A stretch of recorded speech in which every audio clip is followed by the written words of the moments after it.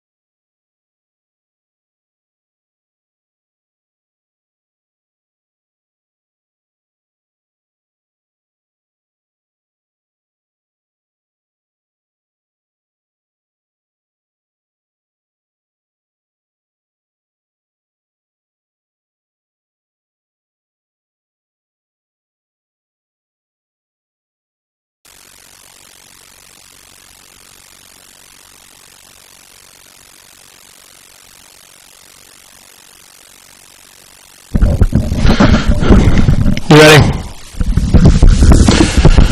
So after some technical difficulties, we are back live on the air. Some audio mishap there. But welcome back to Tattersall Field for the 100th meeting between these two teams. You know, as I welcome in my color commentators, Guthrie Spears and Dylan Roskovinsky, we'll start with you, Guthrie. Tower Hill, you're a student currently at Tower Hill. You know, what do they think about this matchup? I mean, certainly I've heard in years past, many on both sides of the matchup would say they'd rather be 1-9 and beat Wilmington Friends than be 9-1 and lose to Wilmington Friends. Yes, that's exactly right. I was talking to senior tailback Dylan Nitchie earlier this week, and he told me that this game just means so much more to the team, and that a lot of players would rather go 1-9 and beat Friends than not beat Friends. So a win against Friends means the world to the Tower Hill. And Dylan, you've watched this matchup, or you've watched this team in Wilmington Friends all season long. You're a junior here at Wilmington Friends. How would you characterize this team as they get ready for this matchup? Well, all season they've been a run-first offense, and I don't think it'll stop here, especially with the wind and this matchup meaning so much. Already a rivalry, and with playoff implications, I don't think anything's going to change. Well, let's talk about the wind. It's gusting from 20 to 40 miles an hour today. It's fairly cold, temperature in the low 40 degrees. Guthrie, I'll start with you. How does that impact the Tower Hill offense? I think I'll first say that it impacts the kicking and punting game. I think field position will be huge in this game for both teams. And for Tower Hill, I think just the main three things I say is creating turnovers, good blocking up front on offense, and not allowing the big play are the recipe to success for the Hillers. Right now for Wilmington Friends, so Rob Tattersall taking over as the interim head coach, working with his father, Bob Tattersall, who's back. Dylan, what do the Quakers need to do today to be successful? Well, I think Guthrie got it right there. The field position is going to be huge with the wind, and I think running the football is going to be the big factor to Friends. Obviously, with the wind, passing is going to be a little bit of struggle. If they can dominate the line of scrimmage, they can have some success. And defensively, they got to win the line of scrimmage as well. When they've struggled on defense, they've lost the line of scrimmage, have not been able to get any pass rush, and have allowed their secondary to have been torn up. And Dylan, who are the key players to watch today for Tower Hill? For Tower Hill, look to watch junior tailback Isaiah Brown, also a safety on defense. He has shown his ability to be a dual threat on offense. He can throw the ball, he can run the ball, and as Dylan said, watch today. Both teams try to ground and pound with the wind. And Dylan, if you're looking at Wilmington Friends, who are the one or two players that you should keep an eye on? I would look at Peyton McNeil, number 32, the halfback. They've been really successful in offense when he's been successful, and he's also been successful on defense 2 weeks ago during homecoming. He had a pick-6 playing linebacker. I'd also watch out for number 10, Quidden Maccabee, very explosive player. Sometimes lines up as a tailback. He'll motion inside and either be a decoy or give the ball off to him. There's also a safety on defense, a really impactful player there. Well, you're watching First Team Broadcasting's coverage of Wilmington Friends against Tower Hill. We'll step away here for a moment and hear from both teams' head coach. We start first with the interim head coach for the Wilmington Friends School Quakers, Rob Tattersall. Joined now by interim head coach Rob Tattersall. Rob, your team's 7-1 heading into the regular season finale against Tower Hill. What does Friends need to do today to be successful? Well, Andy, we need to score one more point than Tower Hill. It's that simple. Just need to score more points. Throughout most of the regular season, your team has not been challenged, but Tower Hill is 8-1, only one loss on the season, their regular season opener. What does Friends have to do on offense to execute against Tower Hill? We have to figure out what defense they're playing because they have a couple different schemes, and then we have to find our play and go with it and then have the counter to come back off of it.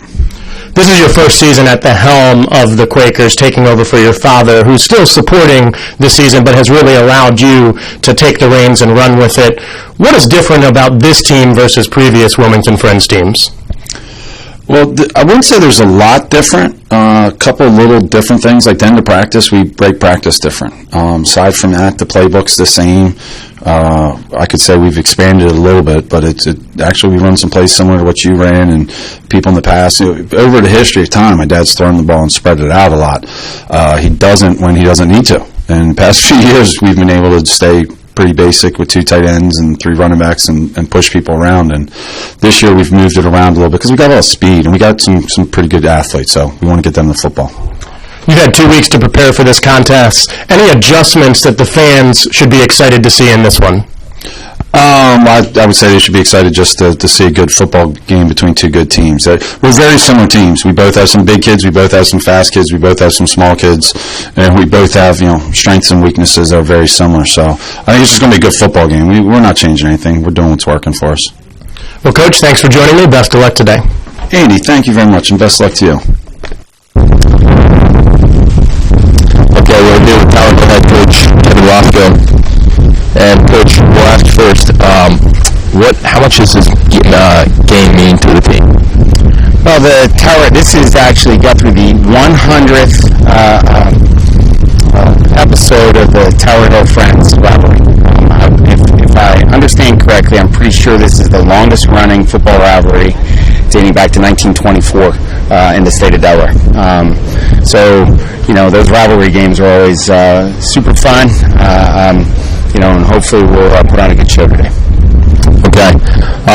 a little bit about your seasons thus far, coming in at 8-1, Friends coming in at 7-1. Our team's done a nice job today through the year. We've progressed since the beginning of the season, and you just hope that you're getting a little bit better each week and fixing the mistakes that you've made and continuing to sort of polish or get better at the things that you've been doing well. Who are a few guys you really have been able to rely on offense and on defense thus far? Well, you know me well enough to know that it's really all about the team. Everybody plays their role. Whoever's got the hot hand, whatever play is open, whatever the other team has given us, we try to put all of our guys in a position to be able to be successful. And we've had a variety of guys. We've got an experienced crew. Various grade levels, all participating and playing a huge role. So there really isn't just one guy that's done the deal for us this year. Awesome. Well, we appreciate Guthrie sitting down with head coach Kevin Wasco as we get set for kickoff here. Welcome back to the press box here at Tattersall Field. I am Andy McEnroe, joined today by Mike McKenzie. And Mike, Friends will be in blue, Tower Hill in white. You've coached in this rivalry before. What do you expect from them today? Well, as you said before, I expect a great game. This really is the season for both of these programs. And I know, regardless of how it's gone, and as T would say, there's no automatic berth in the DISC conference. So you can only, this is what you can control. You can win the conference. And the game is on the line today. Looks like a great day for a good game. Well, Tower Hill is teeing the football up first as Wilmington Friends won the toss, elected to receive. Friends going right to left on your screen, Tower Hill left to right, and we are underway. 12 minutes on the clock as the return will be made by Wilmington Friends number 4, Stephen Williams, working to the far sideline, brought down at about the 26-yard line, and that's where the Quakers will go to work for their first offensive possession of the day. Led by their quarterback, Wyatt Nelson. What can you tell us about Wyatt, Mike? You know, Wyatt is, after last year having a great year and really managing a running game and adding, this year they've really depended on his arm, and he has really produced in big spots for the Quakers. Well, Wyatt Nelson will go under center, split end to the left side as he hands running a left side sweep this time for the Quakers is Quentin Maccabee. Maccabee trying to get to the sideline, looks to pick up about 3 on the carry. Yeah, nice blocking on the edge. You got about a few yards there, and if the Quakers can establish that and set up some play-action pass, they should be in good shape. So 2nd down and 7 upcoming for Wilmington Friends here in the opening quarter. It's a cold day here in Delaware, about 42 degrees, the wind whipping up as well as Nelson goes under center. Motion by Maccabee inside the formation. Handoff is to the deep back and nowhere to go for the Quakers as Tower Hill busting through the offensive line. Michael Gilbert on the stop for the Hillers.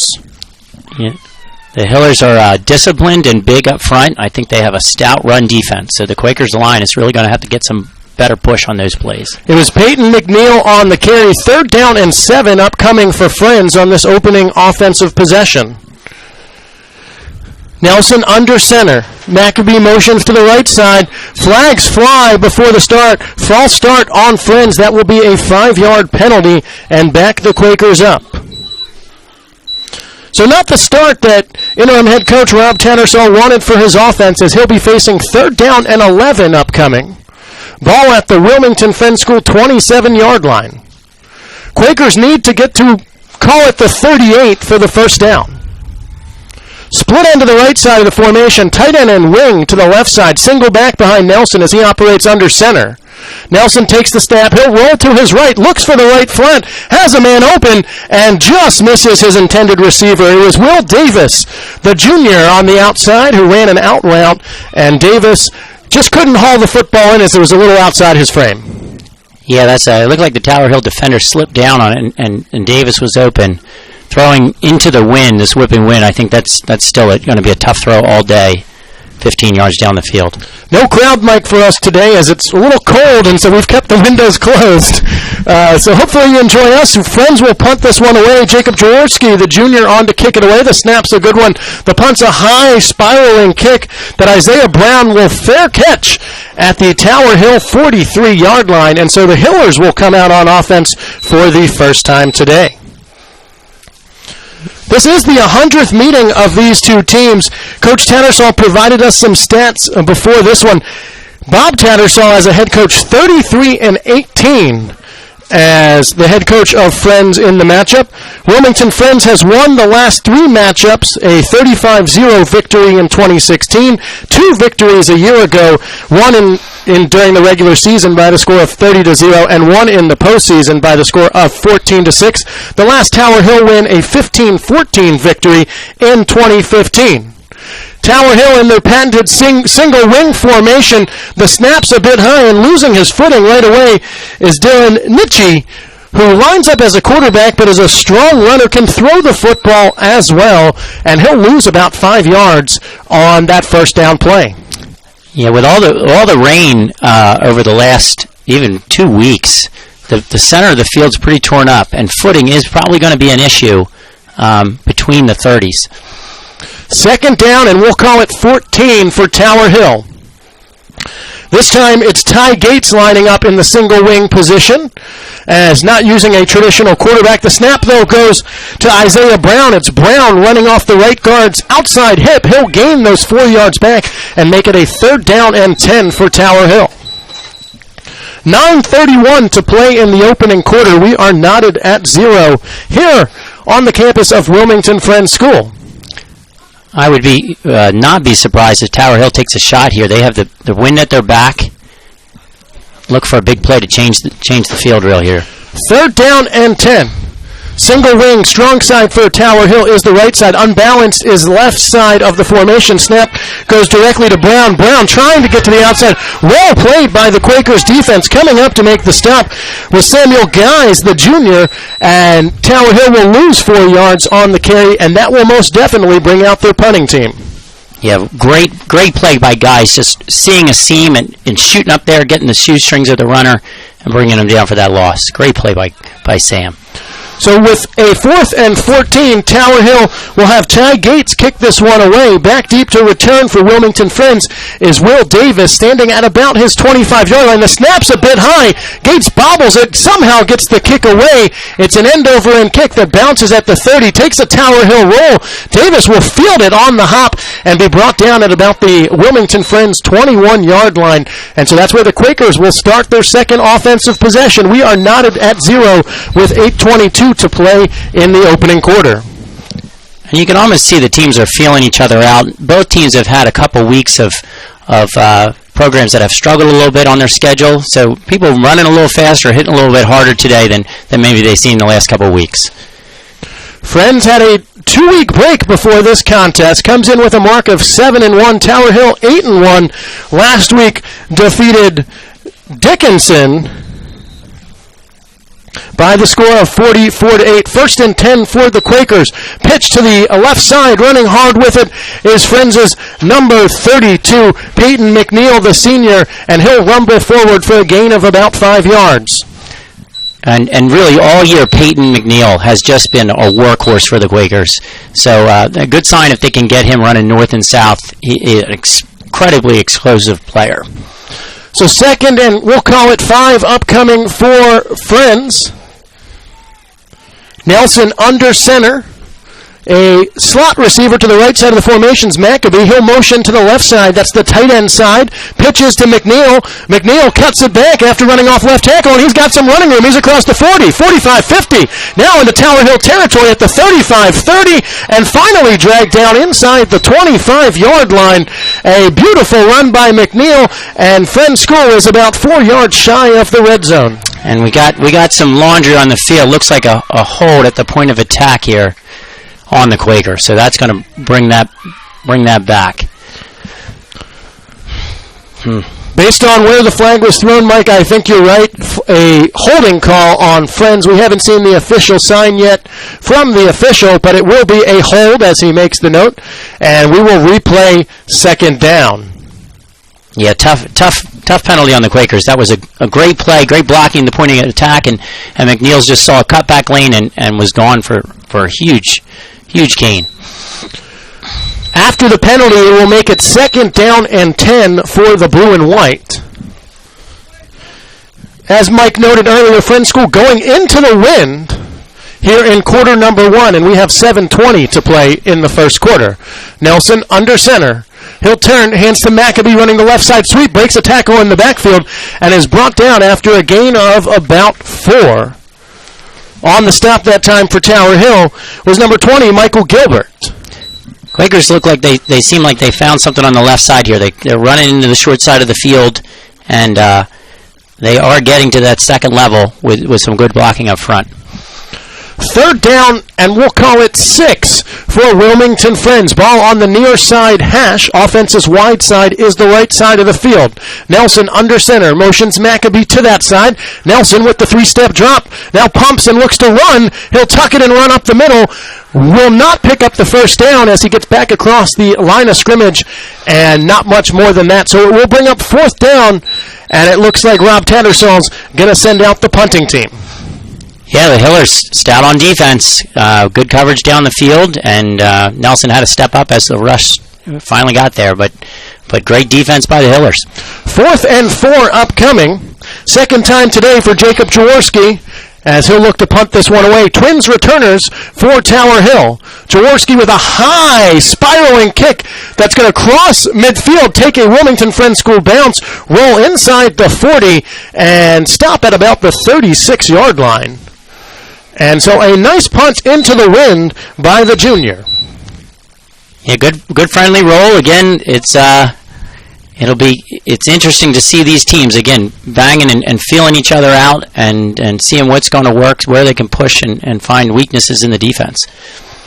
Both teams trying to get something going here in the first quarter as we have 5:54 to play in quarter 1, and we are knotted at 0 here at Tattersall Field on the campus of Wilmington Friends School. Outside of the temperature and the wind, Mike, it is a beautiful day for football. Sunny, not raining. No, and in this press box, I'll tell you, Andy, I got the best seat in the house. It's wonderful. Single wing formation, unbalanced to the left side for Tower Hill. Snap goes directly to Brown. Brown will look to run to the right, and he's going to be dragged down in the backfield. Nice play by Liam Herron, the senior for Wilmington Friends. Yeah, they're coming to the strong side here, and the Quakers are stepping up and filling gaps, playing good disciplined defense, something they're going to have to continue to do because, again, Tower Hill can gash you with big explosive backs. Tower Hill runs a single wing style offense. It's not something you typically see in any level of football anymore, but they run it successfully, and they're 8-1 on the season with this offense. Friends has 3 down linemen. They crowd the line with 2 linebackers. Snap this time goes to the Hillers, number 5, Dylan Nitchie. Nitchie looks to throw and overthrows his intended receiver, Michael Gilbert, that time, as he was open, getting behind the Wilmington Friends School linebackers. Yeah, the Quakers did not have that covered well. They faked a little swing pass to the left, came back to Gilbert running right down the seam, and again, maybe the wind just carried that ball. He just missed him. That would have been a huge gain for the Hillers. So 3rd down and 11 upcoming for Tower Hill. 5:11 to play in quarter 1. Unbalanced to the left side, wing back to the right side for Tower Hill. Snap is to Nitchie. Nitchie throws back to the left, completes it. He's got Brown. Brown sprinting for the sideline, breaks the tackle, and he's got running room. He's across midfield, still on his feet as he crosses the Quaker 30, and finally brought down inside the Quakers' 25-yard line. We'll call it the 24. A nice throwback screen by Nitchie to Brown, and Tower Hill is now in Wilmington Friends School territory. No, and that's the explosiveness and strength of his running. He looked like he might get caught right at the line of scrimmage and just kept his legs churning and good balance right down the sideline for a huge gain. So 1st and 10 for the Hillers. Ball's officially spotted at the 25-yard line on the far side hash. The offense's wide side will be the right side of the formation. Tower Hill will go unbalanced in that direction. Wing back behind the guard. Snap is to Nitchie. He'll run straight up the middle and gain 5 yards, getting brought down at the 20-yard line. Now, in Tower Hill has this unbalanced offense. Does a great job. It's unusual, but what it does is it gets a lot of people to the point of attack, and that dive off of it, as you're continually trying to match the unbalance, that dive is tough to defend when Nitchie's a big, strong runner coming downhill right off the snap. Second down and 6. Ball officially spotted at the 21-yard line. 3:56 to play in the opening quarter. We are knotted at 0, but Tower Hill 1 yard from the red zone. They will be the first team to get in the red zone today if they pick up this yard. Single wing snap this time goes to Brown. Brown running off the left guard's inside hip, and he'll have near first down yardage. Looks to be about a yard shy, and so it will bring up a 3rd down and 1. Yeah, again, we got to hill her down. That strong running straight up the middle is, the Quakers will have to adjust. I think part of their whole scheme is to stop them from gashing them off tackle or outside, and that leaves that middle. Going to have to respect that as well as they just established. Ty Gates was the shaken up hitter on the play. He did walk off under his own power to the Tower Hill sideline, and it will be 3rd down and 1. Ball at the Wilmington Friends School 16-yard line. 3:15 and counting in quarter 1. Tower Hill the first team to find its way to the red zone. Unbalanced to the left side of the formation. Snap to Brown once more. Brown straight up the middle, and Brown will have a first down brought down at the Friends School 10-yard line. Nothing fancy with this offense, Mike, as Tower Hill is just running it off the right guard's hip, off the left guard's hip, and mixing in Nitchie and Brown, and thus far they've had success against the Quakers' defense. Yeah, that first series, they were trying to go, off tackle and go a little bit more outside. Now look like they are content to just pound it straight up the middle. 4 or 5 yards a gain is, again, that will work on a windy day. First and goal as the ball is spotted exactly at the 10-yard line. Snap is to Brown. He'll run off the right side. Big hole between the guard and tackle, and Brown will pick up 5 yards, brought down at the 5-yard line.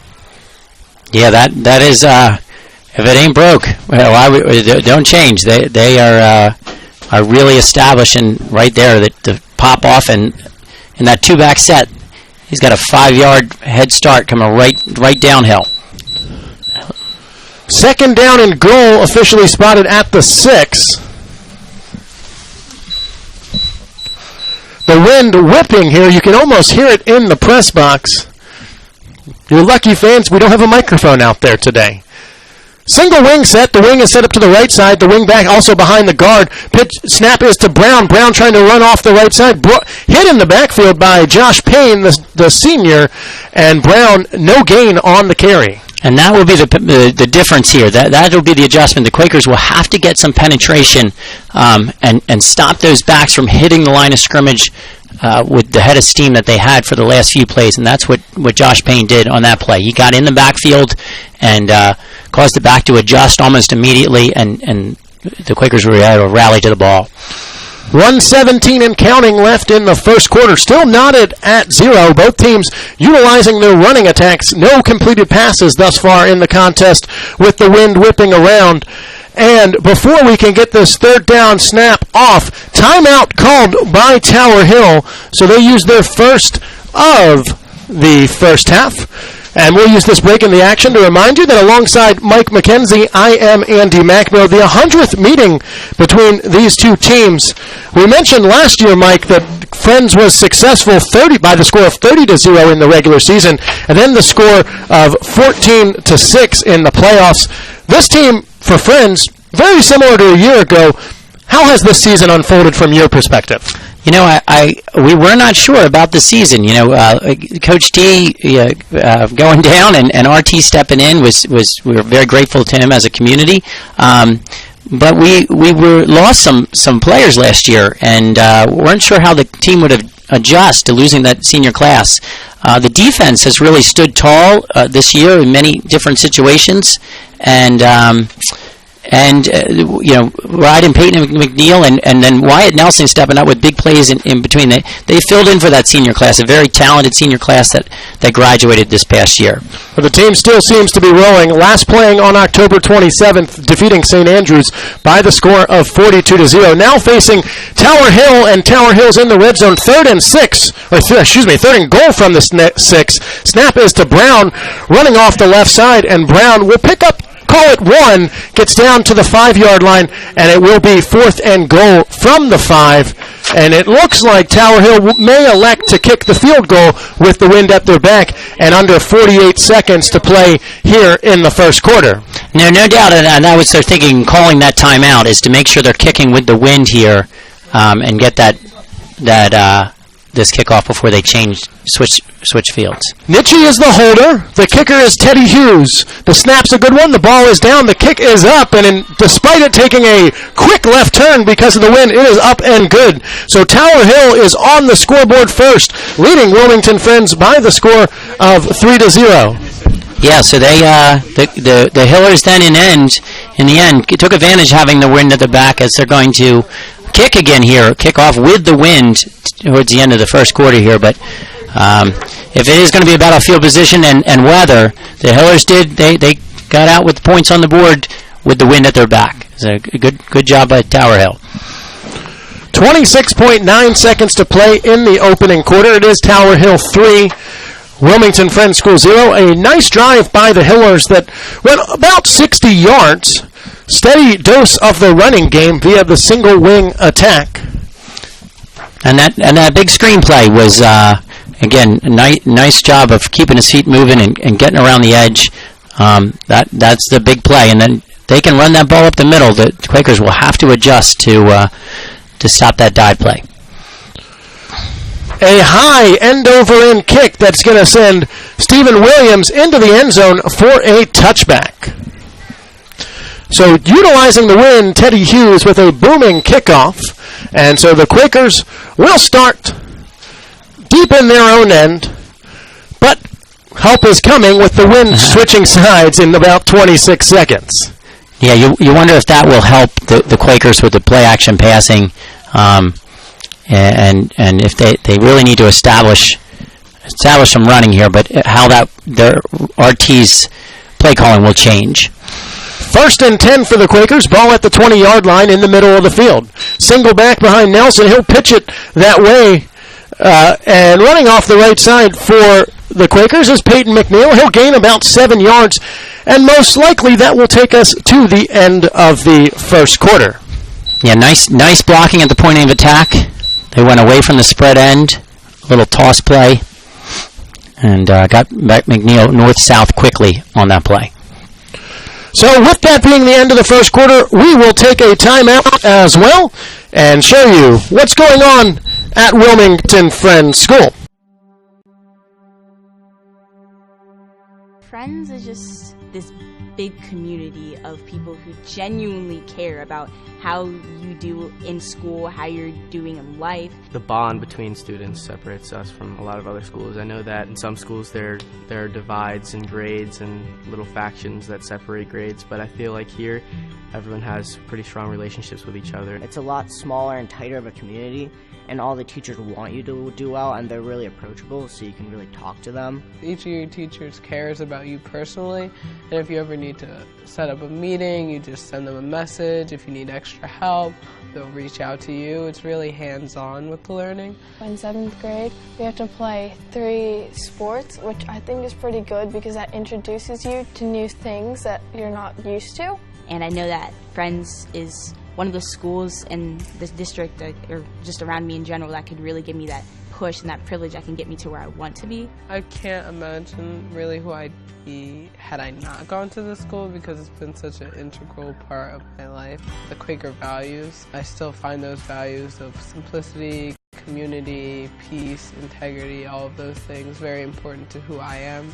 I would say Quakerism is really the search for truth. And you're always looking to find a new truth on a daily basis. And in class and in school, we learn the same ideals. Like, we're pushed not to just learn information, but to think for ourselves and to find our own truth every day. In this community, we all have each other's back, and I think that's a benefit of having a small school and a Quaker school.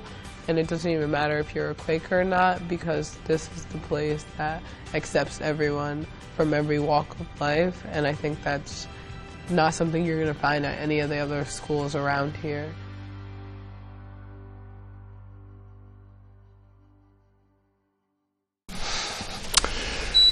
And welcome back live to Tattersaw Field. The Hillers on top of the Quakers by the score of 3-0. We missed 2 plays because of the ad, but nonetheless, it was McNeil running the football on both of those, picking up a first down for the Quakers. So you have not missed much, as Wilmington Friends has a 1st and 10 from their own 30-yard line.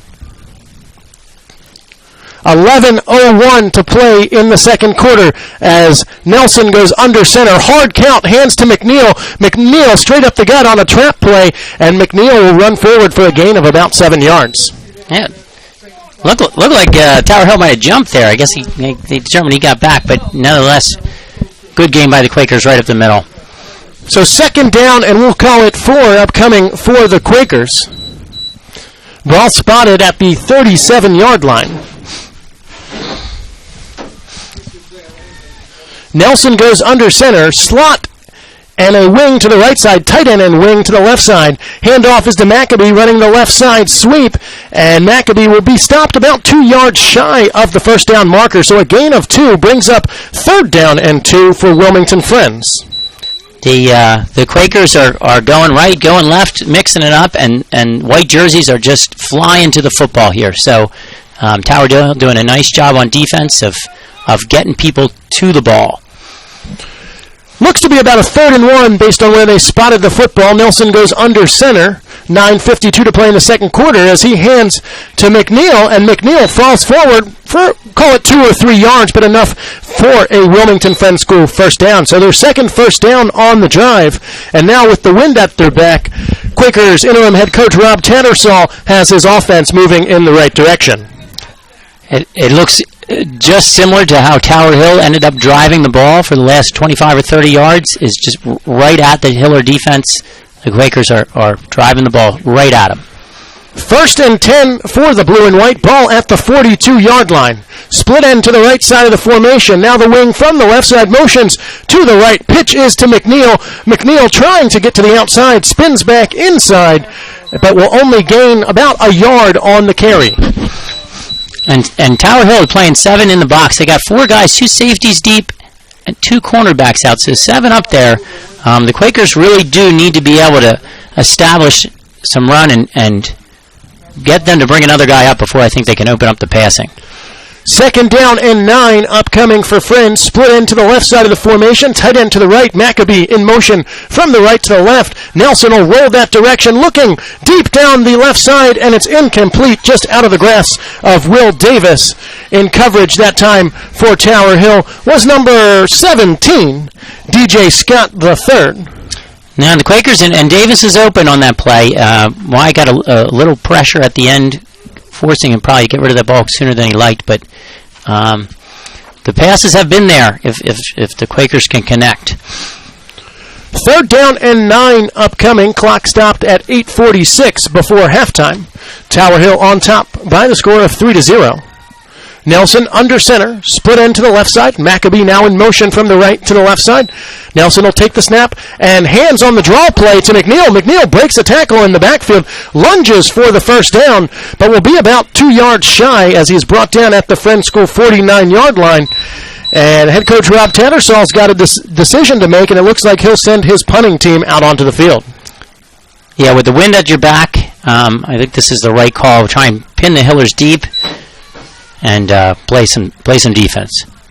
So Jaworski on for his 3rd punt. A high spiraling kick with the wind at his back that will bounce at the 10. Takes a Tower Hill roll into the end zone. And so unable to pin them inside the 10, but nonetheless a 30-yard flip of the field as Tower Hill will start with the football at the 20-yard line. Yeah, amazing how much the wind affected that. I would have said that ball was going to come down about the 25 or 30-yard line and got more velocity going down from the wind. As soon as it hit the ground, it took off for the goal line. 1st and 10 for the Hillers, their first offensive possession of the second quarter, leading the Quakers 3-0.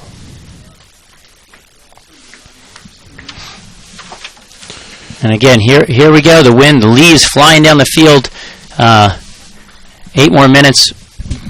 The Quakers have the wind at their back. They'll have to match or better Tower Hill's 3 points here in the second quarter. For the Quaker faithful, they need to see the defense with a stand, as last time Tower Hill drove down the field and converted about a, call it, 22-yard field goal for their 3-point advantage. Single wing formation, Nitschke as the quarterback, hands on the speed sweep to Julian Jackson. Jackson working his way to the outside will gain about 4 yards on the carry. The Tower Hill faithful calling for a flag for a late hit as Jackson went out of bounds. No flag on the play. A gain of 4, though, brings up 2nd down and 6.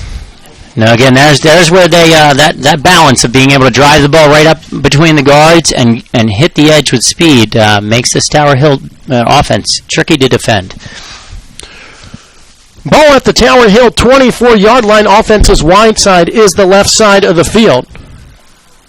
Single wing formation. It's Ty Gates directly behind the center this time. The snap goes to Nitschke. Nitschke will fake the handoff to Gates. Rolls to his left, looking deep down the field for his man. Up for grabs, and it's incomplete. Jump ball as the ball hung in the air. The intended receiver was Michael Gilbert. Good coverage on the play that time by Craig Littleton, the junior. Yeah, nice play design by the Hillers. They look like they might be looking for like a little screen pass, which was covered. They go down the field. He had gotten behind the Quaker defender, who ends up just playing good defense, face guard him, and gets hit in the back with the ball. Nice job on defense, not to interfere. Got that slight head turn as well to make sure that it wasn't pass interference. 3rd down and 6 as the wind gusts up once again here at Tattersall Field. Hillers once again line up in the single wing set. Offense's wide side is the left side, unbalanced to the right side as Nitschke takes the snap, rolls to his right, looking downfield, and overthrows his intended receiver. It looked like it was Julian Jackson, the junior, who was the intended man on that attempt. Yeah, again, the Hillers, again, with multiple misdirections and people all over the place. Quakers did a nice job of staying disciplined and keep them offensive players accounted for. 4th down and 6, and the punting team comes out for Tower Hill. Isaiah Brown is the punter, a very dangerous player. He's their big play guy, also very good in the return game. The snap's a good one. The kick is away, a line drive, end over end kick that Davis will let bounce. Fields it on the hop at the 45, trying to work to the left side. A bit of a hesitation, and because of that, only able to pick up about 4 yards on the return. Kai Jacobs on the tackle for Tower Hill. Yeah, that slippery part of the field, Davis almost took that to his advantage, and as one of the Tower Hill defenders slipped down. But again, nice hustle by the Tower Hill special teams and getting people to the ball. We did speak with the grounds crew before today's matchup. They said the last time the field was resodded was about 2 years ago, and because of all the rain and the activity, they will have to resod this field again after the end of the season. 1st and 10 for the Quakers. Ball at the 47-yard line. Nelson takes the snap, rolling to his right under duress, and he's going to be sacked in the backfield. A big loss as busting through the line of scrimmage to make the stop was Guy Trinidad for Tower Hill. Yeah, big play for the Hiller defense as they're getting pressure on Nelson from the interior of the line. Quakers got to do a better job of giving him some time. 2nd down and 20 upcoming for the blue and white. 6:33 to play in the second quarter. It's Tower Hill 3, Wilmington Friends School 0.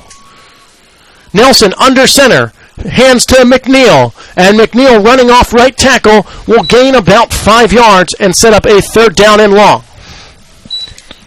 A lot of football left, Mike. You have to wonder if Rob Tattersall playing it a bit conservative here because he knows he has the wind and will attempt to pin Tower Hill back deep once again if they're unable to get the 1st down on this 3rd down and long.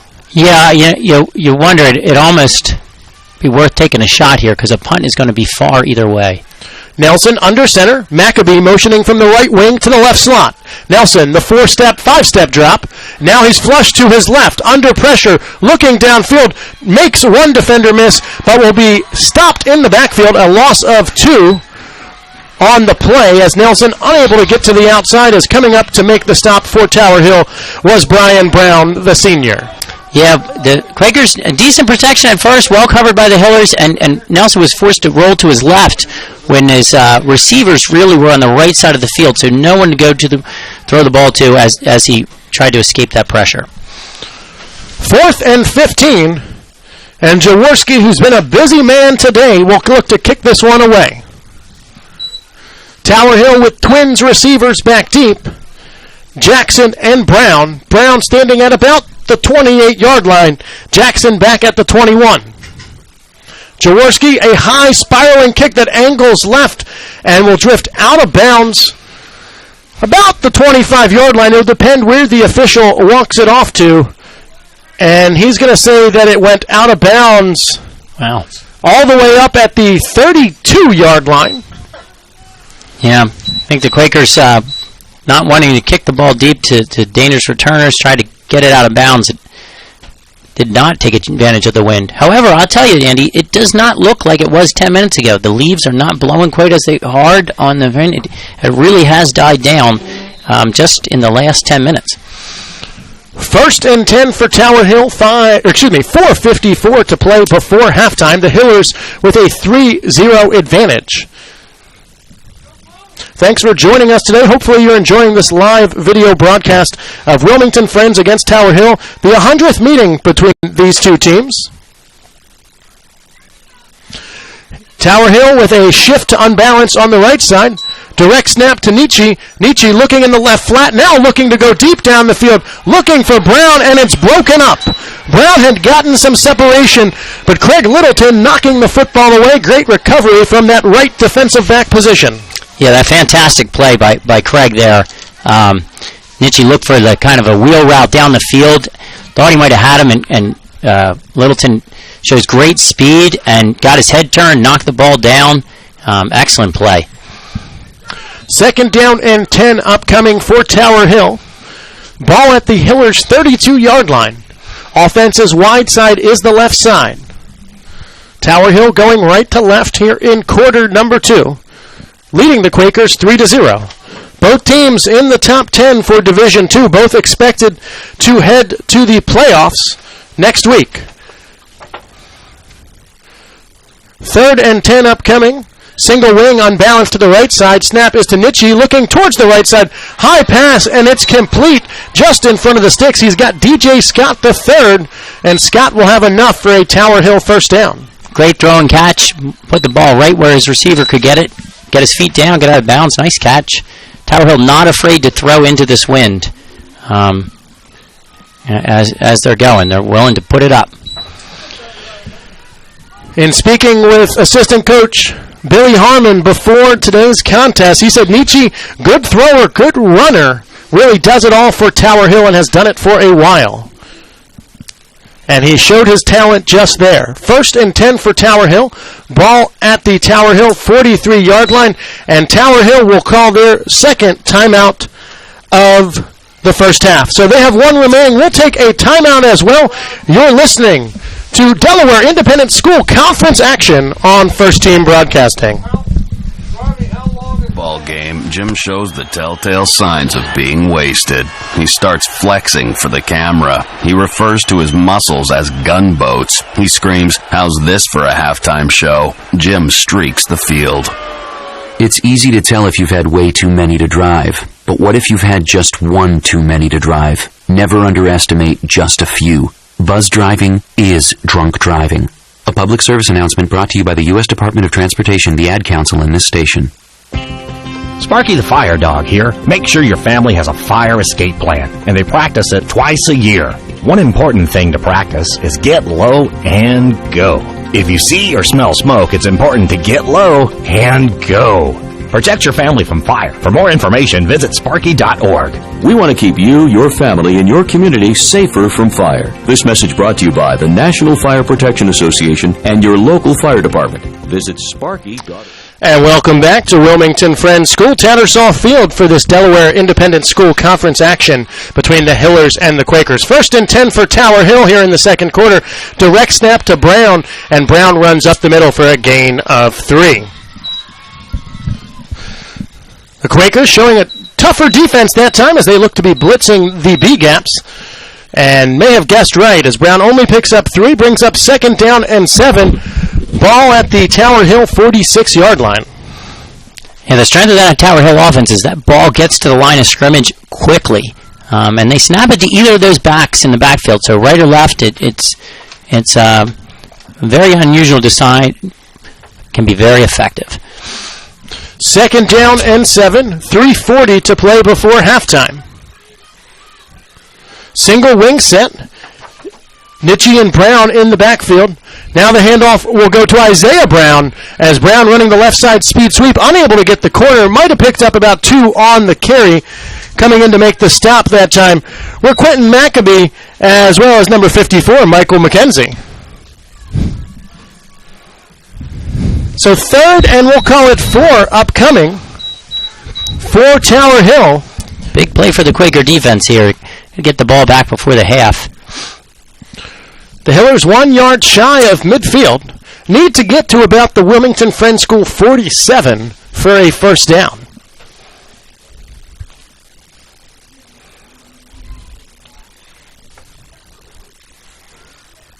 Coming up at halftime, Guthrie and Dillon will be back with me to help break down the first half. And now, before the Hillers can get a snap, flag on the play, delay of game called on Tower Hill. So a 5-yard penalty, and that will back Tower Hill up and give the Quakers defense a little bit of a break here, as now they'll be guarding against a 3rd and 10 with Tower Hill going into the wind. But as you said, Mike, it's died down slightly. Yeah, no, that's an interesting. I would have thought that Tower Hill had taken one more timeout if they saw that delay coming. Certainly doesn't help them with field position punting this way. But those 5 yards were big. Friends with all 3 timeouts remaining in the first half. Tower Hill with just 1 remaining. 3rd and 9 upcoming. Direct snap to Nitchie. He'll fake the run. Now looks deep downfield, throwing into double coverage, and it's incomplete. He overthrew everyone on the coverage that time. For Wilmington Friends was Stephen Williams, and the intended receiver for Tower Hill was DJ Scott III. Yeah, playing in this hybrid kind of offense, Nitchie does look good. He's throwing the ball real well down the field into the wind. Gave his guy a little bit of a chance there. Double cover, well covered by the Quakers, but that's where the 5-yard penalty, the Quakers were a little bit more prepared for the pass there. Tower Hill on to kick this one away. Isaiah Brown is the punter. Will Davis standing at about the 27-yard line looking to receive the kick. It's a wobbly kick that'll bounce at the 32 and settle just there. Fire call from the Quaker bench. And so Wilmington Friends will take over with 2:28 to play before halftime, trailing Tower Hill by the score of 3-0. Yeah, and the Quakers could really use this. This is a prime time, 2:30. They're going to have to get the ball, the yardage in big chunks, get down. Well, even where they could give Jaworski a chance to tie the game. It's a strong kicking game for the Quakers. We have an excellent field goal kicker in Jacob Jaworski. And big chunks of yardage the Quakers need right here. Nelson goes under center, I formation behind him. Split end and slot to the left side of the formation. Tight end to the right side. Pitch is to the deep back. It's Peyton McNeil rumbling with the football. He'll have enough for a Quaker first down and is out of bounds at the Wilmington Friends 45-yard line. Again, well blocked by the Quakers. They got McNeil up in there. A little shifty move just after breaking through the line of scrimmage. And nice gain, gets out of bounds. Whistled back into action. Clock stopped at 2:23. 1st and 10 for Wilmington Friends School. Same formation as the play before. I formation behind Nelson. Pitch to the right side. Running off right tackle is McNeil. And he'll be about a yard shy of another first down. Rumbles for 9 yards on that carry. And Quakers doing a nice job of running to the short side here. 2nd and 1 upcoming. The next play will bring us under 2 minutes to play in the first half. Tower Hill on top by the score of 3-0. Nelson under center. Pitch to McNeil once again, running off right tackle. McNeil will have the first down, and he's down to the Tower Hill 39-yard line.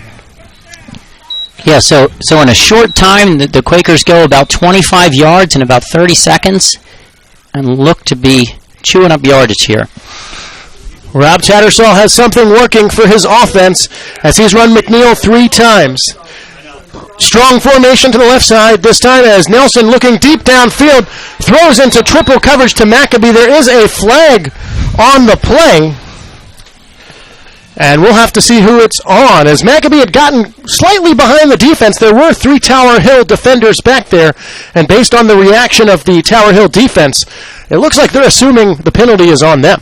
Yeah, that's a play McNeil has made this year. It's just slipped through his hands, maybe a little high, but great athleticism in McNeil. Offensive holding. So it looked like one of the Hillers did get him spun around a couple steps before the pass was there.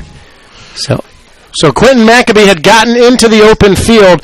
It looks like they're going to call the hold from the spot of the foul. So he was about 8 or 9 yards downfield. And now the officials are kind of walking it back off from the line of scrimmage. And so a hold on a Tower Hill defensive secondary player. It will be a first down for the Quakers, a 10-yard penalty, so they will now have the ball at the Tower Hill 30-yard line. But I agree, Mike. Quentin Maccabee showing great athleticism just to have an attempt on that football from Nelson, as it was a bit high. 1st and 10, the pitch this time is to McNeil. McNeil running off left tackle. He'll rumble forward for a gain of 5. And with 3 timeouts, the Quakers look like they're going to use one here. That is certainly the case, as the Quakers used their first timeout. The clock stopped at 1:22 to play before halftime. We'll keep it here in the broadcast booth alongside Mike McKenzie. I am Andy McEnroe for this Delaware Independent School Conference quasi-championship broadcast between the Tower Hill Hillers and the Wilmington Friends School Quakers. The Hillers on top by the score of 3-0. Thus far, we've seen a running attack from both teams, and when Tower Hill had the wind at its back, they were able to put 3 points on the board. Now it looks like Friends School trying to answer. Yeah, they've done a nice job of getting down the field here and in a short time, and right now they're about the 25, so that's a 42-yard field goal. That's probably, definitely within Jaworski's range. I'm sure that Rob Tattersall would like to be a little closer for Jaworski, especially with a swirling wind. But if the Quakers can keep moving the ball forward, they got a chance to score a touchdown or really go tie it up before half here. Speaking with Bob Tattersall before the game, he said he hadn't seen a wind like this in quite some time, swirling, as Mike noted. 2nd down and 5 upcoming for the Quakers. Handoff goes to McNeil. He'll run behind the right guard, picks up about 2 yards on the carry. We'll bring up a 3rd down, and we'll call it 3 as we go under 1:12 to play. Friends School quickly to the line of scrimmage. I formation behind Nelson as he goes under center. Split end and slot to the left side of the formation. Pitches to McNeil. McNeil hit in the backfield, breaking tackles, and he'll have enough for a Wilmington Friends School first down as he gets across the 20-yard line down to about the Tower Hill 18. That'll stop the clock at 58.3 seconds as the chains reset. Yeah, great job, McNeil. It looked like he might be bottled up right away, but kept his legs churning and got that first down. 1st and 10 for the blue and white. 50 seconds on the game clock as Nelson goes under center. 5-step drop, looking downfield, throwing the wheel route to Maccabee. It's up for grabs, and it's intercepted by Tower Hill. Intercepted by DJ Scott III as Maccabee went up for it, and it looked like it might have gone through his fingertips, and Scott was there for the interception. Great catch by Scott. That looked like it was going to be a touchdown. Maccabee had position. Maybe the ball sailed a little bit high just through his outstretched hands, but the concentration to catch the ball after it went through Maccabee's hands, he makes a fantastic catch for the interception. 41.2 seconds remain as Tower Hill will take over on offense ball at the Hillers' 20-yard line. And I wouldn't be surprised to see Tower Hill take some kind of shot here to get some big yardage, even a screen pass if they don't throw the ball down the field. Try and get something big. Single wing formation. Snap is to Isaiah Brown. He'll run off the right guard's inside hip, and Brown will be brought down after a gain of 3. And it looks like the Tower Hill coaching staff may be content to go to the locker room, leading the Quakers on the road by the score of 3-0. Yeah, the game is looks like they're gonna be content, but just what we expected. You can throw out the records, you can throw out the seasons. it all comes down to this Saturday for these two teams, and so far they've delivered on some good football. So that will take us to halftime. The score, Tower Hill 3, Wilmington Friends School 0. We're going to step away here for just a moment as we get to hear from Tower Hill and their perspective. And when we come back, we'll break down the first half for you. You're watching the matchup between Wilmington Friends School and Tower Hill live on First Team Broadcasting.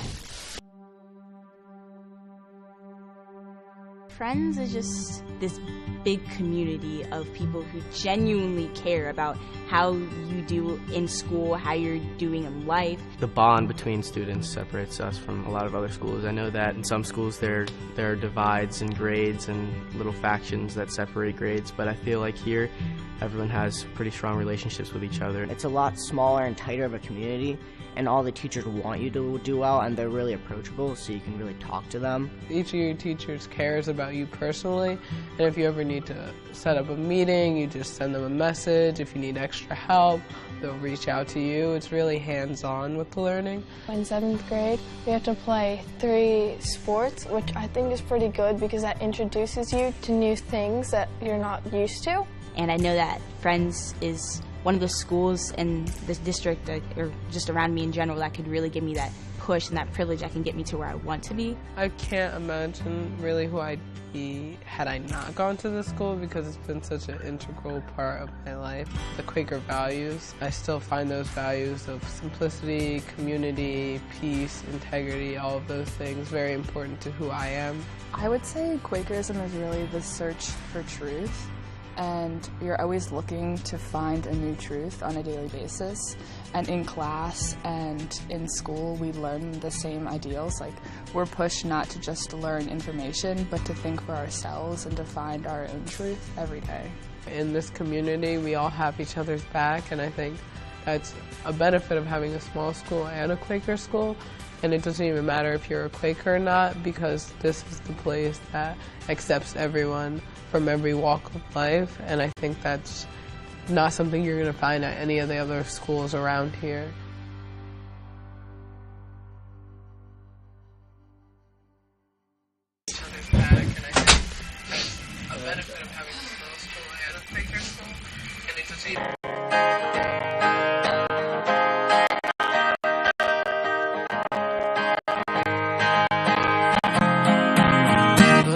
Men came together with a dream and a mission. In 1919, class was in session. We've made it this far.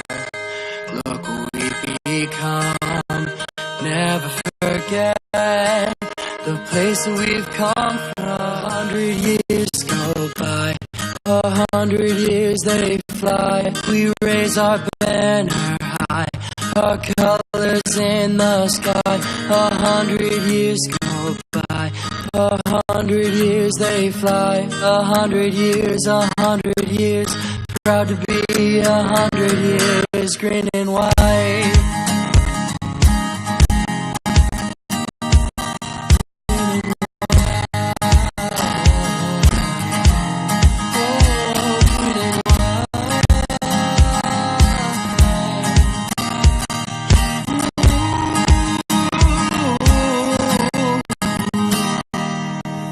Century of memories already behind us.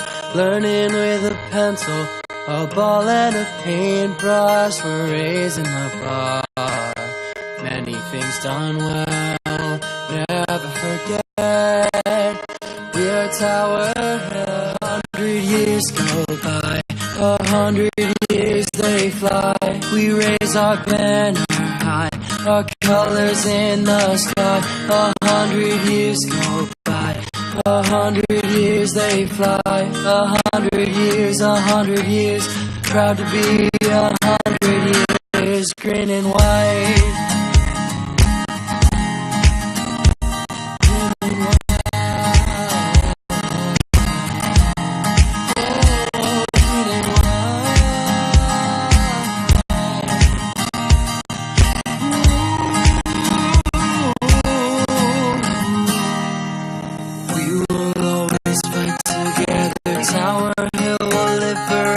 change the world wherever we roam. With endless opportunity, we cherish our community. Even once we leave, this is home. Oh, green and white.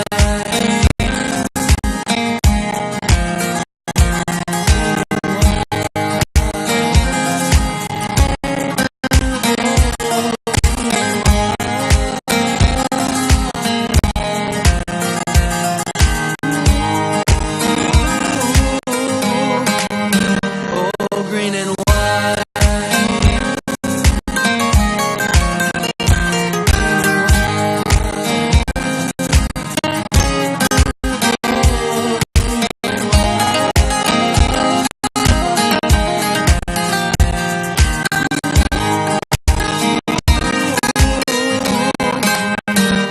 100 years go by, 100 years they fly. We raise our banner high, our colors in the sky. 100 years go by, 100 years they fly. 100 years, 100 years, proud to be 100 years, green and white. And welcome back live to Tattersall Field on the campus of Wilmington Friends School. We're at halftime. The score, Tower Hill 3, Wilmington Friends School 0. Joined by my guys, Guthrie Spears and Dylan Roskovinsky. Guys, a very exciting first half that the wind seemed to play a big factor in the first quarter in particular, as Tower Hill was able to use that to its advantage, march down the field, convert about a 22-yard field goal, and that's where we stand right now. Guthrie, what did you see in the first half? Yeah, I think it's exactly the game Tower Hill wanted to play. They're very happy going into the locker room, up 3-0 at the half. They love to ground and pound on the, running the ball, and then a big interception at the end of the half by DJ Scott. So let's talk about that interception for a second. The Quakers had the direction of the wind, although the wind seemed to die down in the second quarter. They were marching Wyatt Nelson, going to what's called the go route in the Wilmington Friends School offense on the left side. Seemed to have Quentin Maccabee open, but may have not factored in the wind speed, Dylan, as the ball sailed just over Maccabee's fingertips into the hands of DJ Scott III. You know, if you're in the Quaker locker room right now, what's kind of the emotion that you're feeling? Well, I mean, we saw a lot of good things in that last drive in the second quarter. I think the theme of this first half has been missed opportunities. We saw it in the first quarter, a couple misses. Davis was open a couple times. Nelson not able to hit him. You could factor that into the win. But I think you can't, they're definitely not out of it. Only down by 3, got a whole half left to play. I think you just got to keep going with what's working. It seemed like McNeil found some running lanes in that drive that got him down to the red zone. I think you just got to continue with your game plan and keep going. Let's talk about that. In the first half, we saw both teams run the football effectively.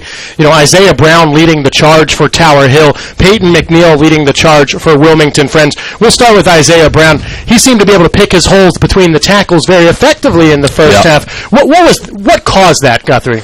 Well, you know, it's all about the blocking up front. Tower Hill loves to establish the run, as you know. They're much more confident running the ball than they are throwing it, and the big guys up front, number 54, John DeSantis, big number 70, Gee, Trinidad, who also had a big sack on defense. So it's all about the blocking up front, opening up big holes for Dylan Nitchie and Isaiah Brown. And let's talk about the Wilmington Friends School counter. Early on, it seemed like the Quakers' offense couldn't get anything going, particularly in that first quarter. But towards the beginning of the second quarter and really throughout the quarter, Peyton McNeil seemed to find his running out of the I formation, particularly to the right side. What opened up some of those holes for McNeil? Well, we talked about it earlier pregame, just the line of scrimmage. You got to dominate the line of scrimmage. Tower Hill won it in the first quarter. You could say Friends won it on that drive, and I think when they have that line of scrimmage going for them, they could go down the field, and exactly they did what they did on that drive, and that's how they win games, is that offensive line and that defensive line. The line of scrimmage is huge. Well, we're here at halftime. The score, Tower Hill 3, Wilmington Friends School 0. Let's talk second half adjustments. Put yourself in the head coach's shoes, Guthrie. If you're in the locker room right now, what are you telling your team, and what adjustments may you make to counter the Friends School attack in the second half? You know, I think Coach Wasco is just telling them just keep doing what you're doing. I think they are very happy with where they are in the first half. keep trying to get to the quarterback on defense, trying to control the line of scrimmage, as Dylan said, and just keep that energy up in the second half. And same question to you. If you're interim head coach Rob Tattersall, you're in the locker room right now, only down by 3 points. What are you telling your team here as you get set to take the field in the second half? Well, I'm telling them the same game plan. I think it worked. Just the missed opportunities were huge. If we can play well and not make mistakes, it looked like they could have scored on that last drive. I think they got to get the pass game going a little bit. We saw a couple of misconnections in the interception. I think the pass game could be huge. Get Quinn Maccabee involved. We saw him a couple plays in motion to the outside. Just didn't find the holes. He's really explosive, and when he can get going, this team could be very explosive. Well, this game, not unlike many others. In fact, if you take a look at all of the Wilmington Friends Tower Hill games from 1928 through the 2 games last year, Friends School scores an average of 15.84 points per game. Tower Hill, 15.33 points per game. So I would expect, guys, that we'll see a very close second half, much like we saw here in the first half. Yeah, I would agree, definitely. Low-scoring game. I kind of expected that going into the game. You're not going to get a shootout between these two teams, but it should be exciting. Well, the all-time record, at least back to 1928, has Tower Hill with 50 wins, Wilmington Friends School 45 wins, 2 ties as well. Friends right now, though, with a 3-game winning streak. Tower Hill's last win, a 15-14 victory back in 2015. Before that, it seemed like the teams between 2010 and 2015 traded blows, with Friends School winning in 2010, Tower Hill 2011, Friends in 2012, Tower Hill 2013. Back and forth. In fact, in the 10s, we'll call it in the 2010s decade, Friends with 6 wins, Tower Hill with 3 wins. But this is a series that goes back and forth so often, and you've got to expect fans on both sides here today have to be pleased with the performance in the first half, and are getting excited for the second half. Oh, yeah. I mean, this is a huge rivalry. It has playoff implications. I mean, both teams are ready. This is always a close game. These two teams love to play each other, and they always are going to go at it to win. And I'm sure the mentality out of the locker room is going to be the same thing. Play physical, and whoever can dominate that line of scrimmage, I think that could be the key to success in the second half. Well, I won't ask you for your predictions because we didn't get to cover that in our pregame show, because I expect one's going to pick Friends and one's going to pick Tower Hill. But tell me one thing to look for in the second half from the respective sides. We'll start first with you, Guthrie. Yeah, I'm just going to say Tower Hill's just going to try to keep running the ball up the middle, try to keep establishing that run, and I think it's going to come down, this game's going to come down to which team really has the heart and wants this game more. I mean, this game just means so much to both of these teams, so which team's going to want it more? And Dylan, the last word for you here before we take a break and get set for the second half. Watching the Friends football team throughout this season, I found what interesting is a lot of the times coming out of the second half, they would like to go with number 46, Patrick McKenzie. He lined up at fullback plenty of times this game and has been that lead blocker. They sometimes go with him just right up the middle, a pretty big and nice stocky guy. They like to run with him up the middle right out halftime, I'm assuming, just because they try to tire the defense out, getting ready for Peyton McNeil. But, yeah, I'm just expecting to continue with the run and a couple of play-action passes, try to hit those. Well, our first half is in the books. Get ready for an exciting second half, fans. We are at halftime. It's Tower Hill 3, Wilmington Friends School 0. We'll take a 4-minute timeout and be back with second half action. You are watching live video coverage of the matchup between Wilmington Friends and Tower Hill on First Team Broadcasting. I thought indoor tanning was safe. They say their tanning rays were less likely to cause a sunburn. What you need to know is that they can be worse, because the lamps can emit more ultraviolet radiation than the sun, up to 15 times more. Hello? Not only can UV rays cause skin cancer, but they can cause ugly, wrinkly skin and age spots. And more than 10,000 people will die from skin cancer each year. You don't want to be one of them. Be safe. Don't go there. A message from the American Academy of Dermatology. For more information, visit aad.org. What if you didn't care about being on the fast track? Instead of flying to the big interview, what if you flew somewhere else altogether?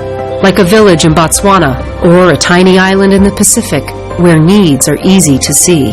What if you decided to share your skills with others and help someone else get ahead? Peace Corps. Life is calling. How far will you go? To find out more, call 800-424-8580 or visit peacecorps.gov.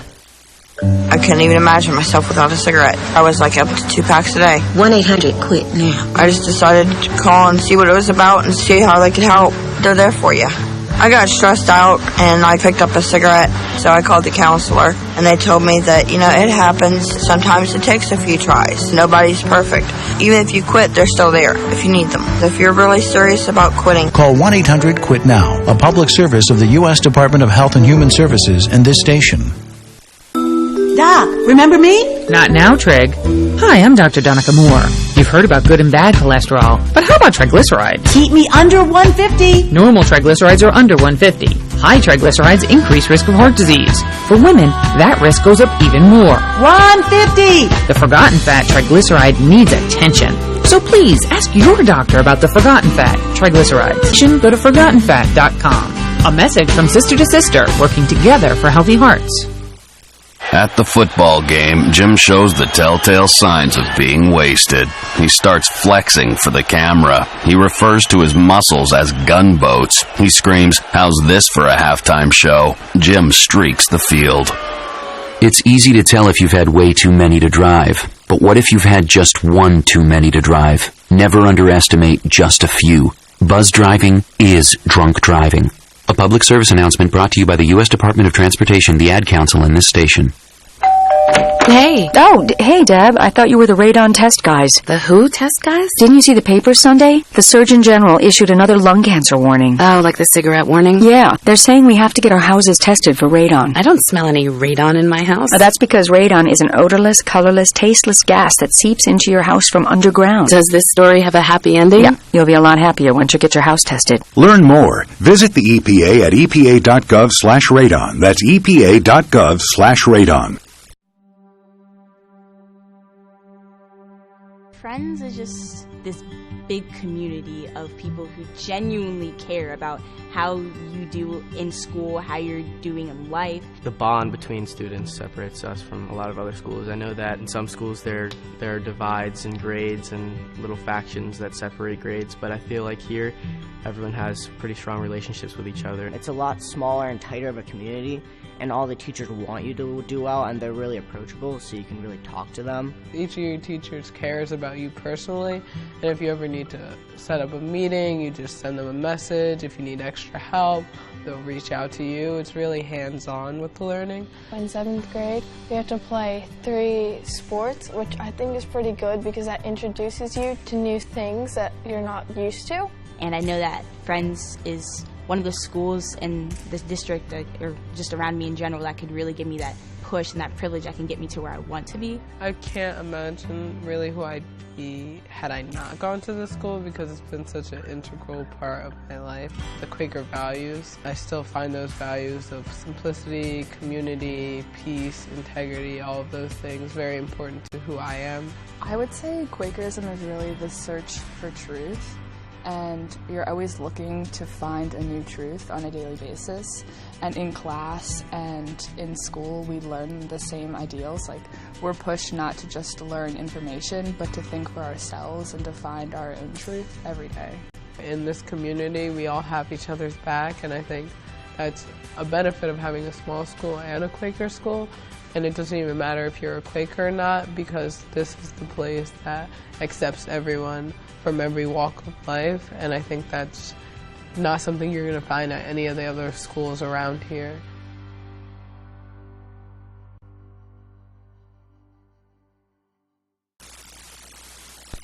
I thought indoor tanning was safe. They say their tanning rays were less likely to cause a sunburn. What you need to know is that they can be worse, because the lamps can emit more ultraviolet radiation than the sun, up to 15 times more. Hello? Not only can UV rays cause skin cancer, but they can cause ugly, wrinkly skin and age spots. And more than 10,000 people will die from skin cancer each year. You don't want to be one of them. Be safe.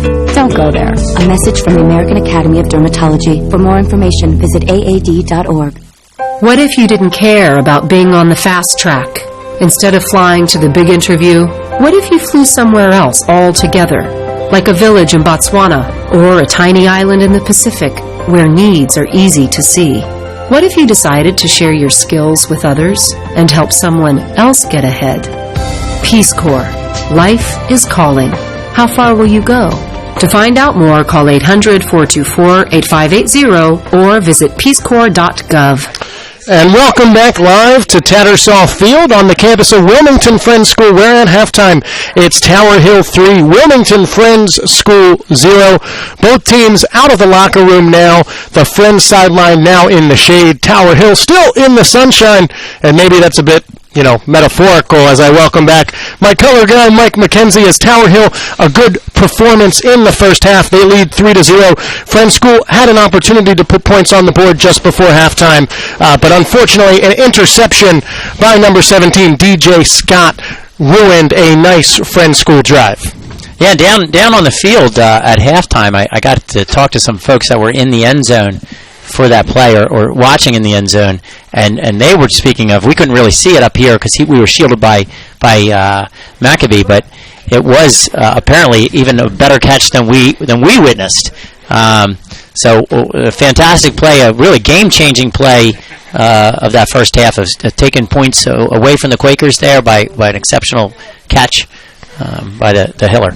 Well, for those fans watching online, give more money to Wilmington Friends School and Tower Hill, your respective schools, so that they can put together multi-camera productions. Because our one camera, one laptop show right here, unable to give you that unbelievable catch from the pylon cam. So open up your checkbooks, make those donations, and help both schools out. Wilmington Friends won the coin toss in the first half. They elected to take the football, so they will be kicking to Tower Hill to start the second half, with the Quakers trailing the Hillers by the score of 3-0. Mike, if you were head coach Bob Tattersall or interim head coach Rob Tattersall, what would you have told your players in the locker room? I think they did a solid job. They need to offensively, the Quakers need to do a better job of sustaining their blocks on the line of scrimmage and giving McNeil a chance to get up the field. The other big plays for the Quakers, they just missed. So stay what they're doing and just work on sustaining those blocks a little longer against this Hiller defense. Wilmington Friends will be going left to right here in quarter 3. Tower Hill right to left. We've got a fresh 12 minutes on the clock and getting set.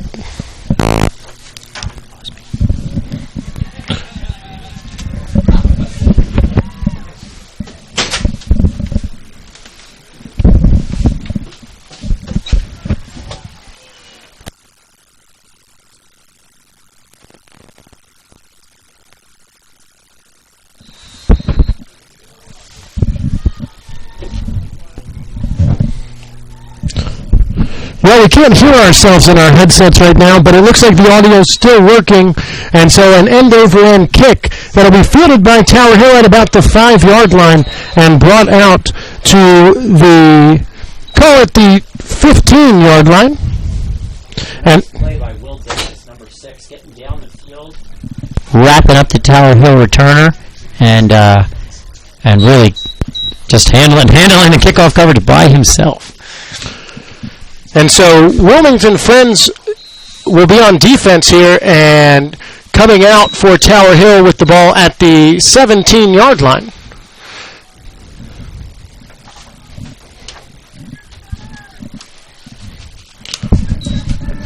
Single wing set as the handoff is made in the backfield. Speed sweep to the right side and dropped for a loss of about 5 yards for Tower Hill. Yeah, Josh Payne with penetration off the defensive line was there to meet the Tower Hill runner as soon as he got the ball. Good start for the Quakers. So 2nd down and 15 upcoming. 11:26 to play in the third quarter. Tower Hill still on top by the score of 3-0. Apologize, fans, for that brief break in the action as our headset kicked out for a second. Play action pass as Nietzsche rolls to his left, throws back behind him, looking for Jackson. The ball incomplete. And so that will bring up a 4th down and long.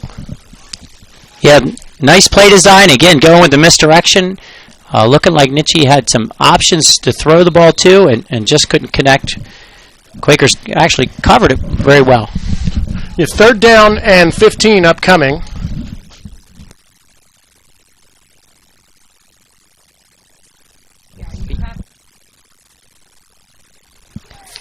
So 3rd and 15 upcoming. for Tower Hill. Nitchie from the shotgun, spreading it out for the first time today. 3 receivers to the right side of the formation, 2 to the left, as Nitchie looking deep down the field, a similar route to what Maccabee ran in the first half, and this one's underthrown, incomplete. In coverage for Wilmington Friends School was Patrick McKenzie, as Nitchie was looking for Isaiah Brown just in front of the Wilmington Friends School bench. Yeah, nice job on coverage there. Again, the Hillers not afraid to throw into the wind. Look for a little bit of a wheel route, and well covered by the Quakers. 4th and 15 upcoming. It's now Isaiah Brown having to kick from the end zone. Brown kicking it away, a high end-over-end kick that'll send Davis to about the 50. Davis lets it bounce, though, moves away from the football. It takes a Tower Hill roll.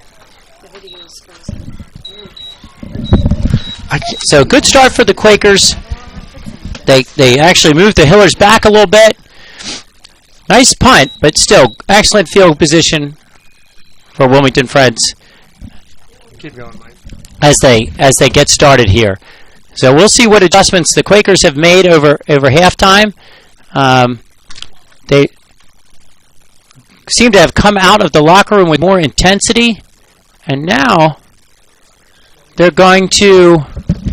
Oh, something happened here. They're going to have to re-kick. Looks like they're going to make them re-kick the punt here. So I didn't see a call on the field. I don't see any flags on the field. Oh, there. Yep, a flag down about the 10-yard line. They're going to back the Hillers up to, looks like it'll probably be about the 3-yard line. There'll be, the punter has his heels on it, almost out the back of the, still looking for a signal, either illegal formation or false start on Tower Hill. They'll re-kick. So Davis is standing about the 45 of Tower Hill. See if the Quakers go after to try and block this punt. So 4th and, call it 20 now, for Tower Hill. The snap's a good one. The kick is away. An end-over-end kick that'll angle towards the right sideline and go out of bounds just at about the 31-yard line. So the best field position of the day for Wilmington Friends. And there's a penalty that really ends up costing about 25 yards of field position for the Hillers, because it was going to be 1st and 10 at the 45, the Quakers' own 45. Now it's 1st and 10 at the 30 of Tower Hill.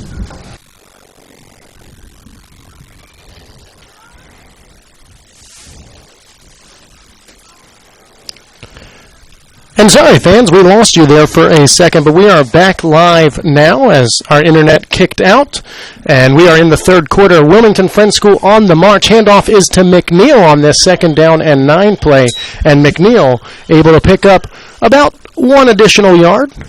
Brings up a 3rd down and long. Quakers had done a nice job on the series before of blocking and driving the Hillers back a bit. We got a holding call now here. There is a penalty on Friends, holding, and so that'll back the Quakers up.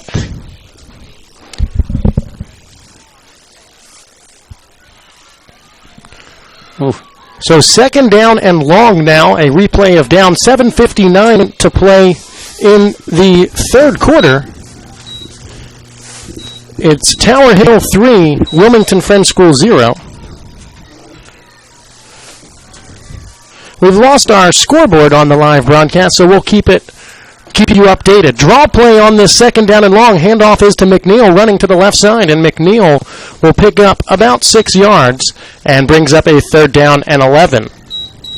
A nice play design. Quakers still getting held by this Tower Hill defense right around the 20-yard line there.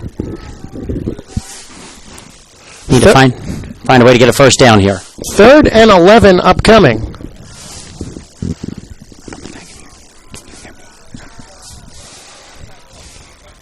$7:08 to play in the 3rd quarter. It's Nelson rolling to his right, complete to Maccabee, makes 1 defender miss, fighting for yards, and he'll be brought down at the Tower Hill 15-yard line, or maybe just in front of it, the Tower Hill 14. So 4th and 4, and it looks like the field goal unit will come out for Wilmington Friends.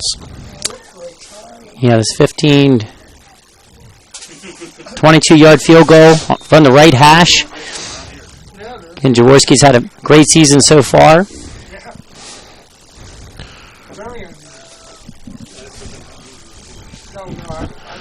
The snap is a good one. The kick is up. It's certainly long enough, and it is straight enough.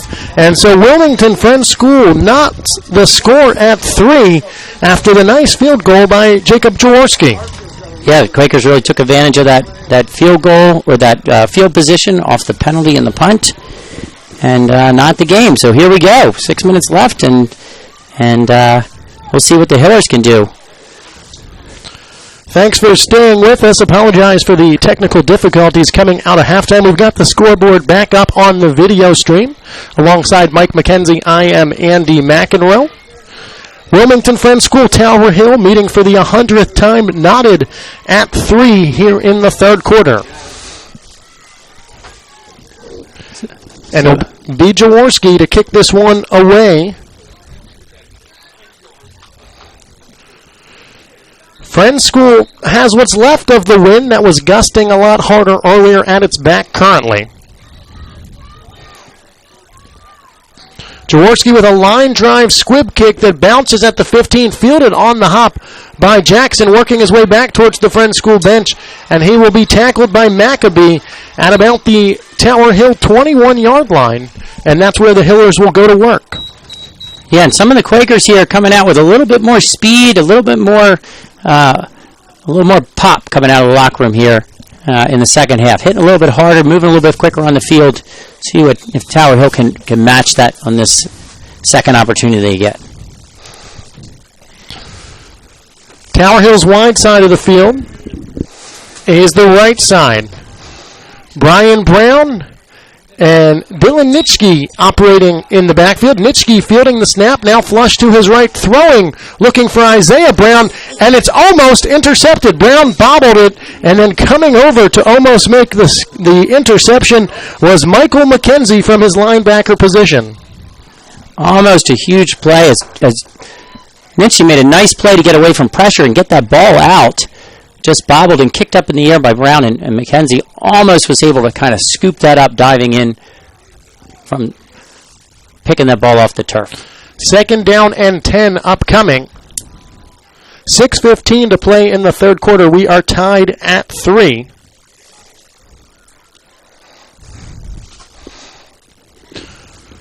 Offense's wide side is the right side for Tower Hill.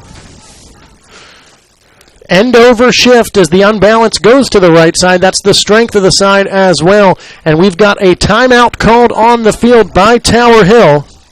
So Tower Hill utilizing their first timeout of the second half. We'll keep it right here because who knows what buttons we push and what the outcome may be right now. On a cold day here in Wilmington, our equipment having a little bit of malfunctioning here to start the second half, but we think we're still with you. Alongside Mike McKenzie, I'm Andy McEnroe. Our producer, Devin, tells us we're doing okay, which, that's all you can ask for at this point. All you can ask for. Again, Coach Wasco not afraid to use his timeouts early in the game here. Same thing in the first half. He's making full use of them, but you wonder if that will come back to haunt them later. Second down and 10. End over to the right side, the strong side for Tower Hills. Direct snap to Isaiah Brown. They'll run back to the weak side on the left side. And Brown trying to get to the corner, unable to get there. Michael McKenzie on the stop for the Quakers. A gain of about 4. Call it third down and 6 upcoming for Tower Hill as the clock is stopped with 6:11 to play in the third quarter. Yeah, even with that shift, even to the short side of the field and to away from their unbalance, Tower Hill gets lots of blockers in front of the ball quickly. Defensive penetration has been the key for the couple of the plays on defense for the Quakers. They need to do that here, and Tower Hill needs to hold them at the line. Third and 6 upcoming. Snap is to Brown. They'll fake the reverse. Now Brown looking to throw, trying to get to the outside. There is a flag on the play. Ball is out at the end of the run. Recovered by Tower Hill. Brown looks to be short of a first down, but a flag back towards the original line of scrimmage. Yeah, I'll tell you, Andy, that fumble at the end of the play probably gained Tower Hill about 3 yards, which really forces, I think, the Quakers to take this penalty and push them back rather than make a fourth down. It would be a fourth and about 1 or 2. It is going to be a hold on Tower Hill. It looks like interim head coach Rob Tattersall will accept the penalty, looking to push the Hillers back and get the ball back in better field position, as it will be third down and long upcoming for Tower Hill. Definitely changed the call in that. I think it was going to be 4th and 5, and when he fumbled the ball, it rolled about 3 yards forward. 4th and 2, I think, with the Tower Hill dive, you couldn't take that. You had to push him back. Call it third down and 19 now. Ball at the Tower Hill 12-yard line. 2 backs in the backfield, single wing. Nitschke gets the snap, throws over the middle. It's complete to Jackson. McKenzie on the stop for the Quakers. Minimal gain. We'll call it 3 yards on the reception. Yeah, nice play by the Quaker defense. Nowhere to go down the field with the ball. He goes underneath, and the linebacker is in excellent coverage to pull the runner down right away. So on to kick it away is Isaiah Brown for Tower Hill. Back deep to return once more is Will Davis for Friends. The snap's a good one. Brown gets a high spiraling kick that Davis tries to field on the run, then lets bounce. Will pick it up on the hop around the 34. Unable to get to the outside. In fact, loses yards on the return as he's tackled back at about the 32-yard line on the stop for Tower Hill. That time looked to be number 24, Kai Jacobs. And that might be an example of how the wind has changed here this afternoon. That punt is into the wind, or where the wind direction was, and he hammered that ball deep, way over Davis's head. Wasn't expecting the ball to travel that far, and great special teams for the Tower Hill team.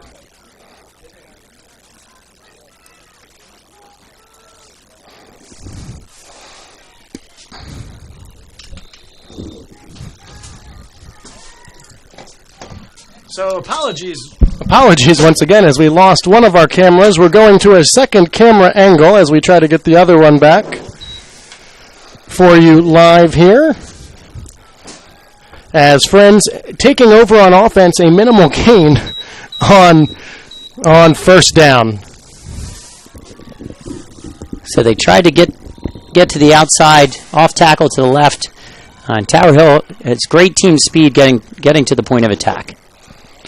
Second down and 9 upcoming. Nelson under center. Split and slot to the right side of the formation. Maccabee motions that way as well. They'll run the football that direction. And it looks like McNeil's going to be chopped down in the backfield. And the defensive line for Tower Hill now getting, same as the Quakers, now they're getting penetration, stopping McNeil before he gets going. And the Quakers are going to have to do a better job of holding up those defensive linemen. So third and 11 upcoming for Wilmington Friends.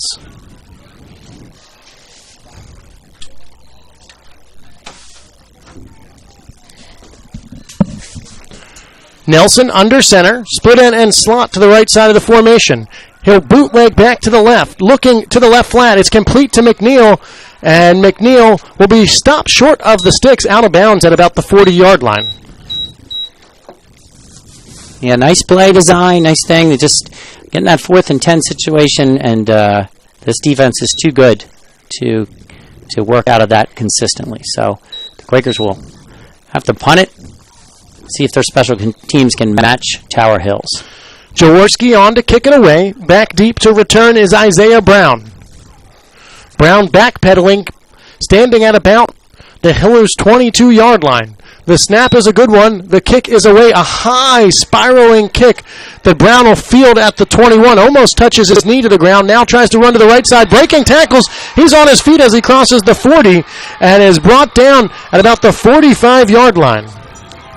Good return. Explosive runner. He's so strong. He looked like he was in the grasp of one of the Quakers, and he just continued to drive his feet and ends up getting about 20 yards after contact. And we got our original camera angle back, so glad to have that top view for you there as it's first down and 10 now for Tower Hill. The Independent School Conference Championship on the line here today. 3:29 to play in the third quarter. Single wing set.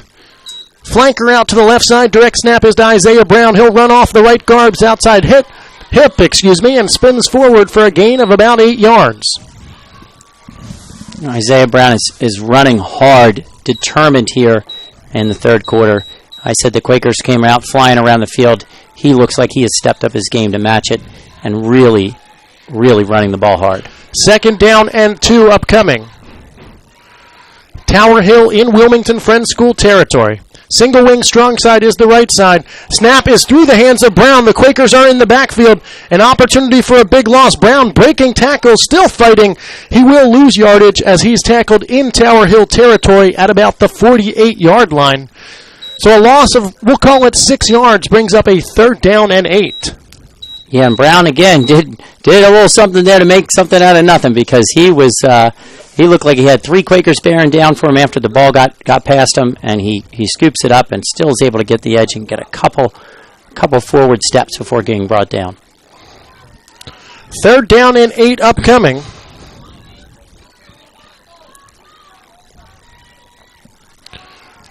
Snap is to Brown. He'll run the football once more, powering ahead, and will be stopped about 2 yards shy of the sticks. Quakers got good penetration, but again, with this offense, the ball being snapped to one of those 2 backs, the penetration was at the wrong guy, and Brown just scoots up forward for a gain. 4th down and 2 upcoming as Tower Hill huddles up and keeps the offense out on the field. A big opportunity for the Quakers defense. 3 backs in the backfield. Single wing set for Tower Hill. Snap is to Nietzsche, and Nietzsche running forward, and he looks like he's got the 1st down. So 1st down for Tower Hill. A big offensive play for the Hillers, as that'll keep the clock rolling here in the third quarter, knotted at 3 between Friends and Tower Hill. Yep, straight up the middle, right at him. The Tower Hill offense staying in that 3 yards of play will get it to you. You get 12 yards. You get 3 yards straight up the middle. They look good. The next play will bring us under 1:05 to play in the third quarter. Single wing set. Snap is to Isaiah Brown once again, this time behind the left guard. And a good stop by the Quakers. Minimal gain. We'll call it about 1.5 on the carry. Yeah, the Quakers stepping up to fill that hole a little bit better that time, and not being driven back by Brown on that play. Though he still got a couple there. A strong runner. Him and Nietzsche make a good pair back there. 2nd down and 8 officially. Ball at the Wilmington Friends School 42-yard line. This could be the last play of the third quarter as the Hillers break the huddle.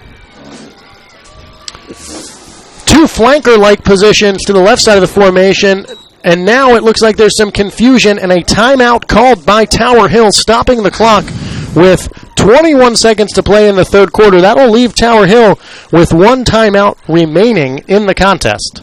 Yeah, that's, again, in a 3-3 ball game as you enter the fourth quarter. Coach Wasco not afraid to do that, trust his team, I guess, late in the game, and make sure they have things organized to get third down manageable here as they head into Quaker territory. As you mentioned, because the wind has been swirling, not really a factor here, but right now, Coach Wasco, with only 1 timeout remaining, Wilmington Friends with all 3 timeouts remaining in the second half, and given this close contest, those timeouts may prove to be crucial. Yeah, as we go, again, he wasn't afraid in the first half, go right after it, and making sure his team is on the right page as they look to capitalize on this drive after the nice punt return. 2nd down and 8 as both teams come out of the timeout. This would be the down for the Quakers. They need to put the Hillers in a 3rd and long.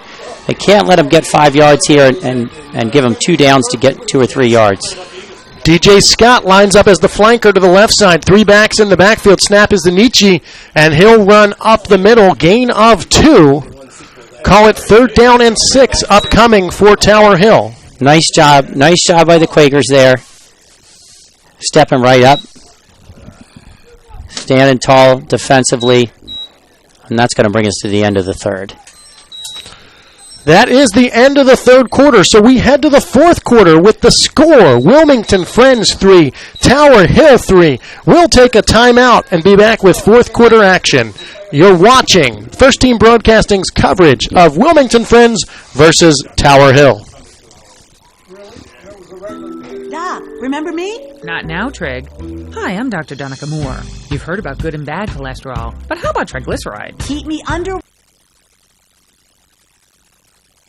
150. Normal triglycerides are under 150. High triglycerides increase risk of heart disease. For women, that risk goes up even more. 150. The forgotten fat triglyceride needs attention.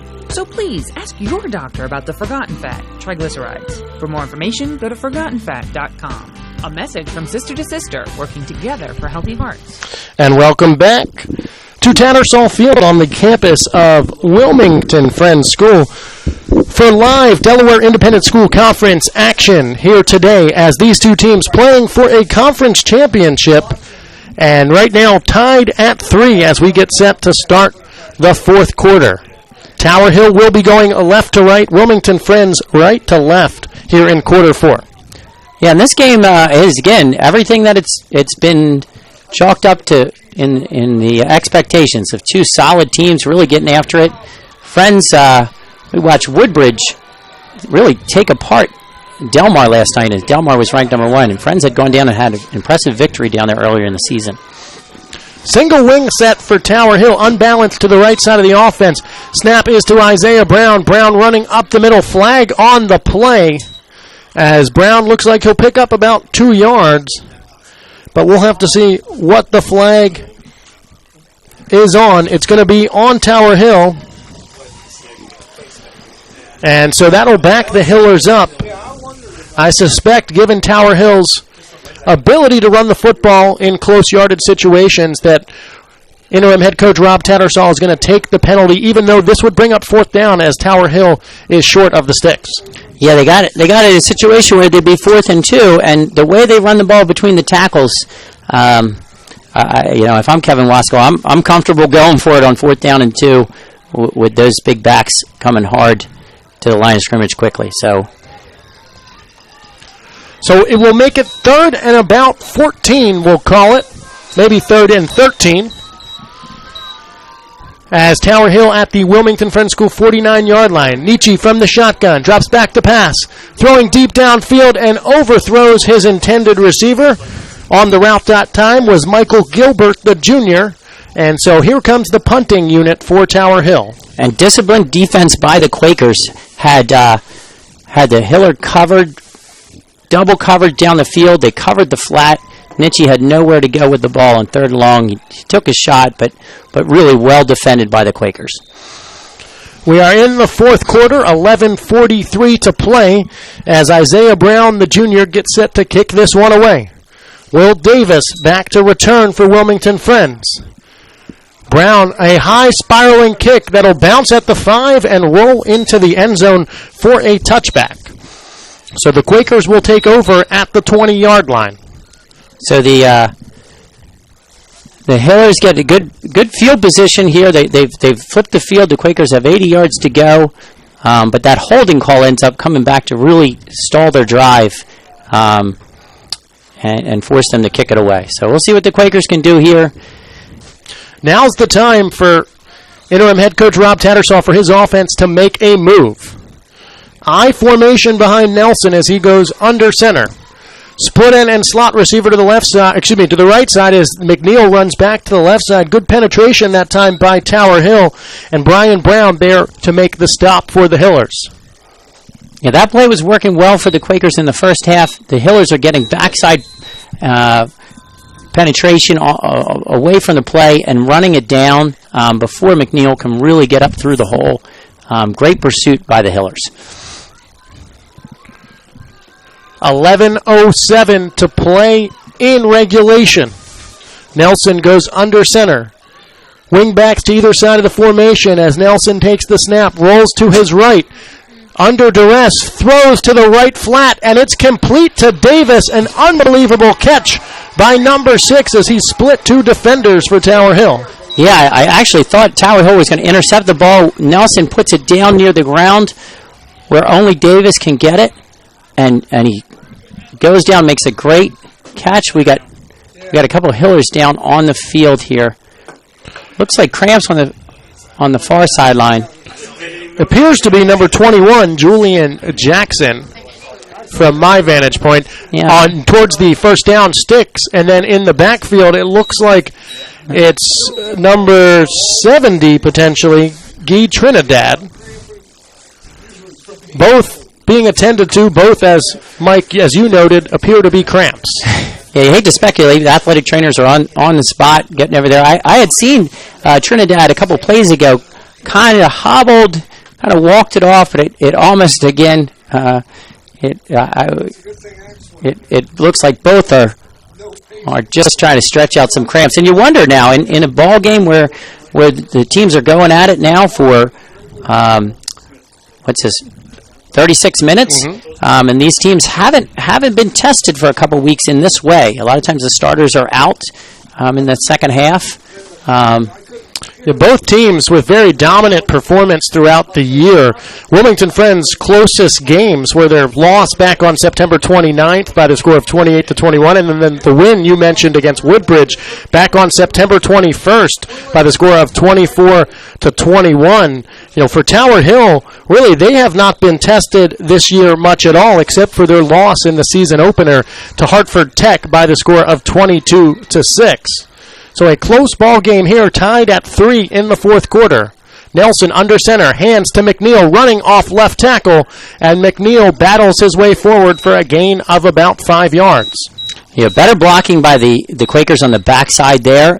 They're getting good blocking at the point of attack, and better job stopping the Tower Hill defenders from scraping down the line of scrimmage on the backside and really pulling McNeil down before he can get going. 10:15 to play in the fourth quarter as Nelson comes under center for the 2nd down and 5. Nelson fakes the handoff to McNeil, will keep it himself, and runs forward for near first down yardage. Appears to be about a yard shy of the sticks, so it will bring up a 3rd down, and we'll call it about 1. Yeah, he fakes the off tackle. Are they going to measure? It looks like they will. Official timeout called by the referee, as they'll bring the sticks from the far side to the near side where the ball is spotted inside the hash marks towards the Wilmington Friends School bench. The wind beginning to pick up once again. Yeah, nice play fake by Nelson on that play. Keeps it, gets down the field, and this is much closer than I thought it was going to be. And it's about, call it 6 inches, as Nelson carried the football for about 5 yards, just shy of 5 yards. And so Friends will have 3rd down and inches upcoming. The mirage of this nice warm press box, it threw me off. I thought he was going to be a good yard short, and much closer. Nice play by the Tower Hill defender, actually, to stop him. I thought he had it, and the Tower Hill defender really wrapped him up, kept his feet running, and stopped him from falling forward during the tackle. So 3rd down and inches as Nelson goes under center. Strong backs to the left side. McKenzie, the fullback. McNeil, the halfback, gets the carry. And Tower Hill with good penetration, but forward progress appears to have given Peyton McNeil a Wilmington Friends School 1st down. Tower Hill able to get in there into the backfield. Stopped McNeil before he could really get going, but McNeil didn't have far to go, and he moves the chain. So 1st and 10 for the Quakers at their own 48-yard line, 2 yards shy of midfield. I formation behind Nelson. Split end and slot to the right side. McNeil will run that direction, trying to get to the corner, and the Hillers play it well. Well played as Ty Gates in there to make the stop, as well as Michael Gilbert from the linebacker position. Good flat line by that front 7 for Tower Hill. Yes, the Quakers looked like they had them outflanked. They had blockers out in front, and again, the the edge player on the far side of the field for Tower Hill did a nice job of holding up, and help came with the backside pursuit. 2nd down and 9 upcoming for the Quakers. 8:49 to play in the fourth. As Nelson rolls to his left, completes to Davis, who ran a hitch route, and Davis will have near first down yardage. Yeah, a lot of times this year, or in years past of watching Quaker football, we tend to play action and go down the field. This year, Rob Tattersall has implemented some plays where we have some hitches and take what the defense gives you. 3rd down and 9. Or excuse me, 3rd down and 1, I should say, after the pickup of nearly 9 yards. Handoff is to McNeil, and McNeil looks to have enough for another Wilmington Friends School first down. Had to cross the 43 and is brought down at, we'll call it the 42. It now looks like the officials do signal first down. For a moment, I thought they were going to bring the sticks out once again. But they'll mark it as a first down for the Quakers. And the Tower Hill linebackers doing a real nice job of playing downhill, running up, and getting in the hole. 1st and 10, 7:50 to go in regulation. Handoff is to McNeil. This time, the Hillers able to penetrate in the backfield. Initial contact made by Michael Gilbert. Brian Brown there to make the stop for Tower Hill. Gain of 1. To watch again here, it almost looks like Tower Hill is firing their inside backers on every play. Expecting McNeil, and the line's doing a good job of tying up some blockers, and the linebackers are firing in there and making plays. 2nd down and 9. Ball at the Tower Hill 40 as the wind gusts back up here at Tattersall Field. Nelson on the counter, handoff to Maccabee. Maccabee running inside. He spins his way forward across the 35, brought down at the 33-yard line. Excellent play again. Tower Hill flying to the point of attack. They get caught off by guard by the counter, and Maccabee gets a nice gain, leaving a 3rd and short. Manageable. Quakers keep this manageable. 3rd and call it 2. Quakers need to get to the 32-yard line.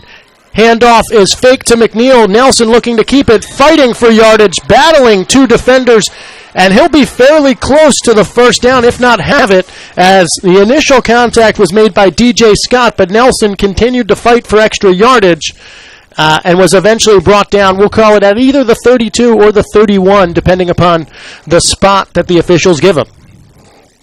Now we're going to have another measurement. Again, I would speculate on this. I would have called him short, but again, it is it's going to be very close. Well, our angle in the press box, we're at about, call it the 50, maybe the 48. And Nelson being brought down, just in front of us to our left. It's a tough angle for us up here, as you can see from the camera angle you have at home. The nice fake by Nelson there. I think people flying to McNeil, as he's usually been the workhorse here. And Nelson's got the first down by the full length of the football. And so it will be 1st and 10 for the Quakers. And this is the type of methodical drive that you get used to when you watch enough Friends School football, Mike. And Rob Tattersall, utilizing the clock, has his offense marching down the field. Yeah, this is going into the wind. There's been some gusts now again where the leaves are really flying across the field. But going into the wind, nice drive so far by the Quakers. Nelson under center. Tower Hill showing blitz through the A-gap. Handoff is to McNeil, and that's right where the blitzing Tower Hill Hillers were coming through. John DeSantis on the stop for Tower Hill. Minimal gain for the Quakers, maybe a yard, so we'll call it 2nd down and 9. Yeah, and again, those backers are firing through, bringing more people in the backfield than the Quakers have blockers. Quakers going to probably have to throw the ball again to loosen them up. 2nd and 9, ball at the Tower Hill 31. Pitch to McNeil. McNeil, the halfback toss, has Davis wide open. He catches it at the 5 and is in for the touchdown. So Rob Tattersall goes to the trick play, and it works. The Quakers now lead the Hillers by the score of 9-3. I'll tell you, into the wind. Wyatt Nelson better be careful that Peyton McNeil doesn't take his job. That was a beautiful pass Well designed, well played. Again, Tower Hill flying everybody towards McNeil. As soon as he took the handoff or the pitch, they were all flying up the field trying to shut him down, and he tosses it over the top. Extra point attempt upcoming off the foot of Jacob Jaworski. 5:32 to play in the fourth quarter. The snap's a good one. The kick is up, and it's good. Yep.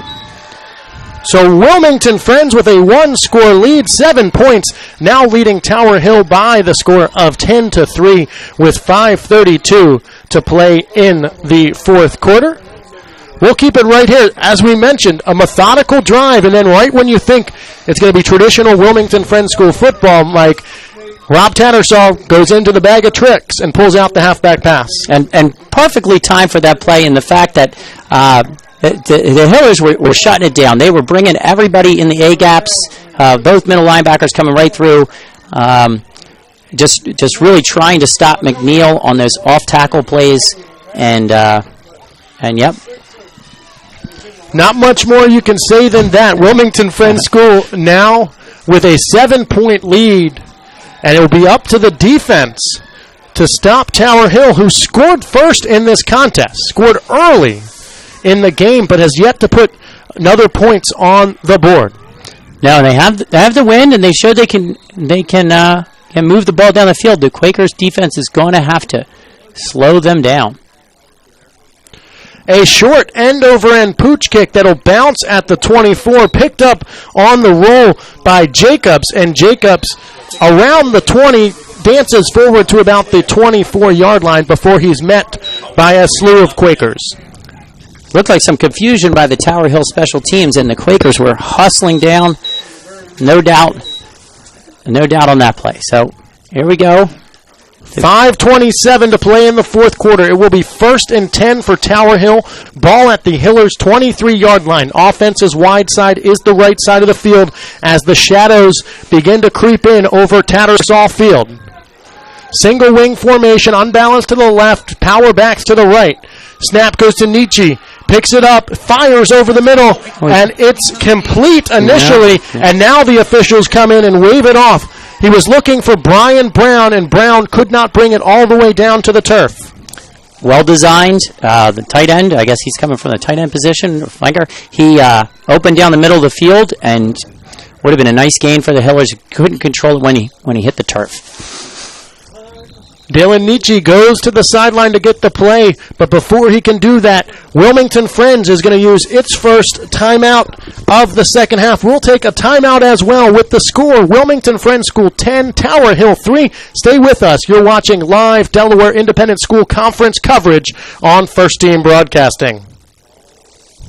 At the football game, Jim shows the telltale signs of being wasted. He starts flexing for the camera. He refers to his muscles as gunboats. He screams, "How's this for a halftime show?" Jim streaks the field.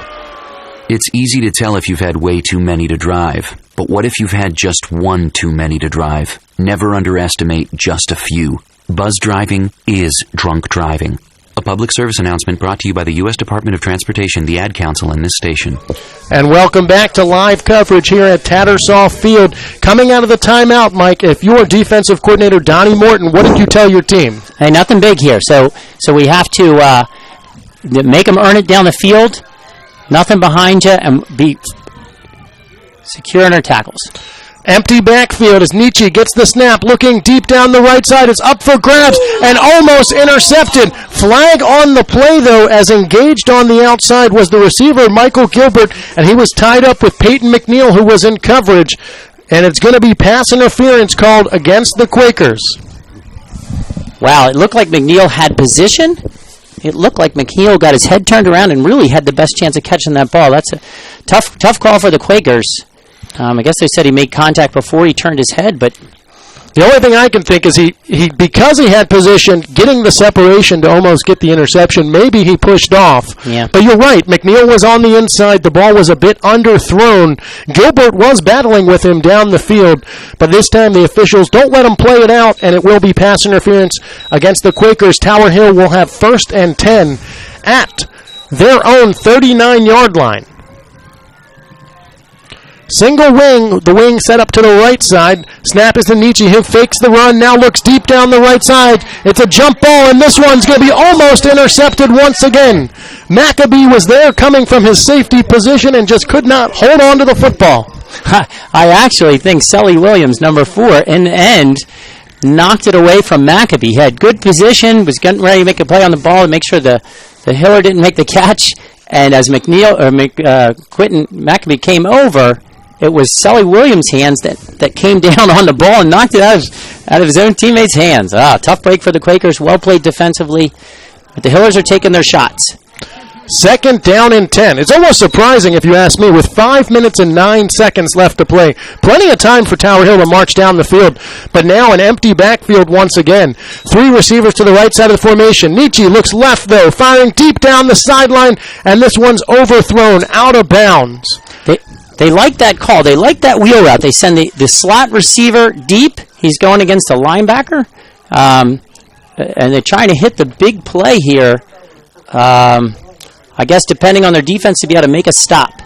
Friends has struggled stopping Tower Hill running the football throughout the game, really, Mike. But right now, Tower Hill might be handing it to Friends in terms of throwing the football and allowing the defensive speed of the Quakers to play into their advantage. Yeah, this is surprising. They could have taken chunks of yardage. 5:03 to play in the fourth quarter. It's 3rd down and 10 for Tower Hill. Nietzsche from the gun fires over the middle. It's complete to Isaiah Brown. He's going to be short of the first down marker brought down at the Tower Hill 46-yard line.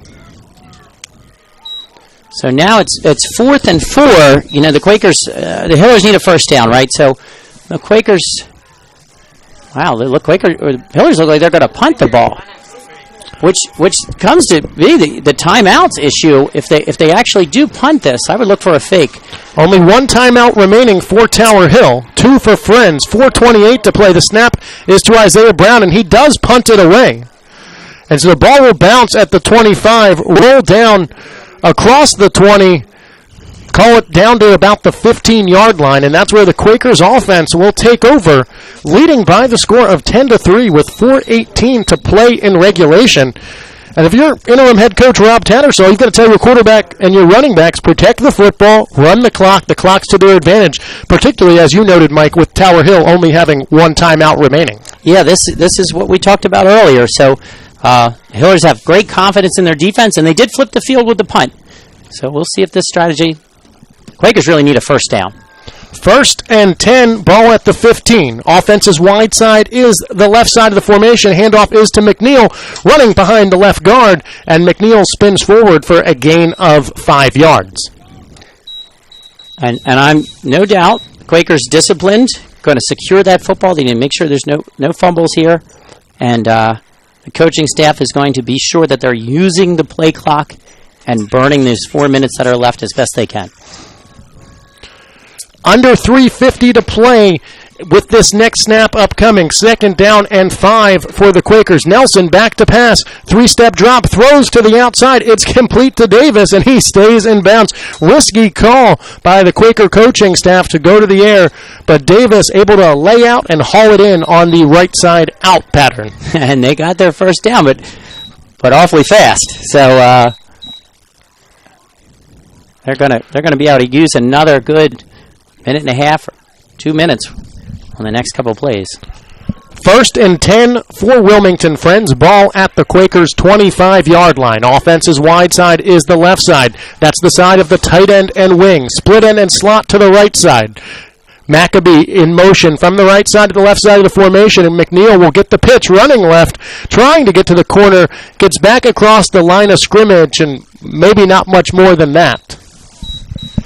But as we mentioned, the clock in Wilmington Friends' favor continues to roll as it goes under 3 minutes left. Upcoming, we have a 2nd down and 9. Yeah, the Quakers here are looking to run the clock, and you wonder when Tower Hill's going to use that timeout at some point. 2:40 to play in regulation. 2nd down and 9 upcoming. Nelson under center. He'll hand to Maccabee on the counter, going to the left side. Maccabee running between the tackles, gets out to about the 30-yard line. Nice counter play. Nice gain. Leaves it third down. 2 hands on the ball for Maccabee. It looks like he's a little shaken up coming out of the game. Maccabee comes out. Stephen Williams, the junior, comes into the ball game. 3rd down and 5 upcoming for the Quakers. Ball at the 30-yard line. Under 2 minutes to play in regulation with this next snap. Quakers on top by the score of 10-3. Nelson under center. Hands to McNeil with McKenzie, the lead blocker. And McNeil's going to be stopped at the line of scrimmage. Great penetration that time by Tower Hill's number 54, John DeSantis. And number 3, Brian Brown there as well for the Hillers. Gain of about 1, and now Tower Hill has used its last timeout. So great stop for the Hillers. DeSantis stands tall. I think he was double-teamed on that play. Fought through the double team and just closed the hole down, and the Hillers rallied to the ball. 1:49 to play in regulation. The Quakers up by 7. Looking for another win over the Hillers. The last win for Tower Hill back in 2015. 2 wins a year ago for Wilmington Friends. 1 in regulation, 1 in the regular season, I should say, and 1 in the postseason. And the Hillers' gamble of going down the field deep seems to have paid off, as they will get the ball back and an opportunity to march down the field, but no timeouts. No timeouts, and they need to get in the end zone. Jacob Jaworski to kick this one away. Tower Hill brings everyone to the line of scrimmage in a punt rush formation. Quakers in tight on the punt. The snap's away, and Jaworski gets it away. Late contact with him as Brown muffs the return, Isaiah Brown, but falls on top of the football. Tower Hill will take over at about the 41-yard line. For a moment, it looked like the football slipped through Isaiah Brown's hands, but then he fell right on top of it. Yeah, nice, lucky bounce for the Hillers there. As the Quakers were bearing down, it went right between his feet. He just fell to his knees to cover the ball. 1:41 to play, and this is what you would expect from this type of rivalry, Mike. The Quakers up by 7. Tower Hill with a chance to tie the game. 1 essentially offensive drive here remaining for the Hillers. So the Quakers got to keep them in bounds. Tower Hill's got to get out of bounds. Single wing, snap is to Isaiah Brown. Brown will look to throw it, and it's intercepted. Intercepted by the Quakers. Number 15, Craig Littleton, intercepts it in bounds, and that should be the ball game, folks, as Tower Hill has no timeouts remaining. Isaiah Brown's first pass of the contest is intercepted. So fantastic break on the ball by Craig Littleton. He saw it all the way, and it really was pressure by Quentin Maccabee that did not let Brown step into his throw.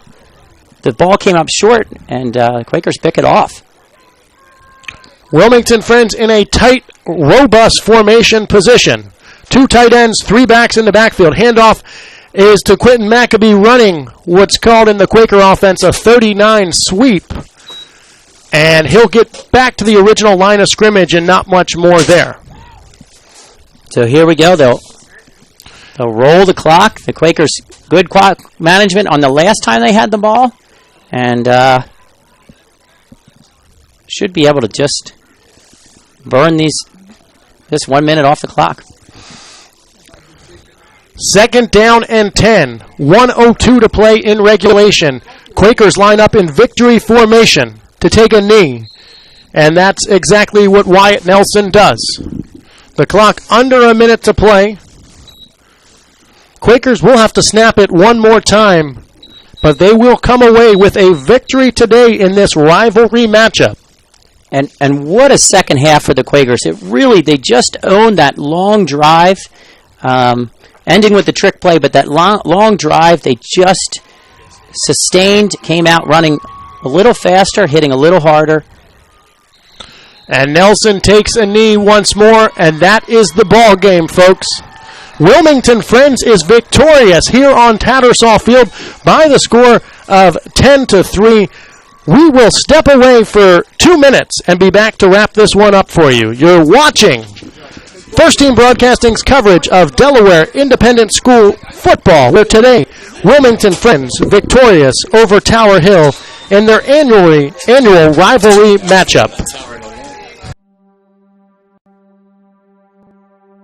Friends is just this big community of people who genuinely care about how you do in school, how you're doing in life. The bond between students separates us from a lot of other schools. I know that in some schools there are divides in grades and little factions that separate grades, but I feel like here everyone has pretty strong relationships with each other. It's a lot smaller and tighter of a community, and all the teachers want you to do well, and they're really approachable, so you can really talk to them. Each of your teachers cares about you personally, and if you ever need to set up a meeting, you just send them a message. If you need extra help, they'll reach out to you. It's really hands-on with the learning. In 7th grade, we have to play 3 sports, which I think is pretty good because that introduces you to new things that you're not used to. And I know that Friends is one of the schools in this district, or just around me in general, that could really give me that push and that privilege that can get me to where I want to be. I can't imagine really who I'd be had I not gone to this school, because it's been such an integral part of my life. The Quaker values, I still find those values of simplicity, community, peace, integrity, all of those things very important to who I am. I would say Quakerism is really the search for truth, and you're always looking to find a new truth on a daily basis. And in class and in school, we learn the same ideals. Like, we're pushed not to just learn information, but to think for ourselves and to find our own truth every day. In this community, we all have each other's back, and I think that's a benefit of having a small school and a Quaker school. And it doesn't even matter if you're a Quaker or not, because this is the place that accepts everyone from every walk of life, and I think that's not something you're going to find at any of the other schools around here.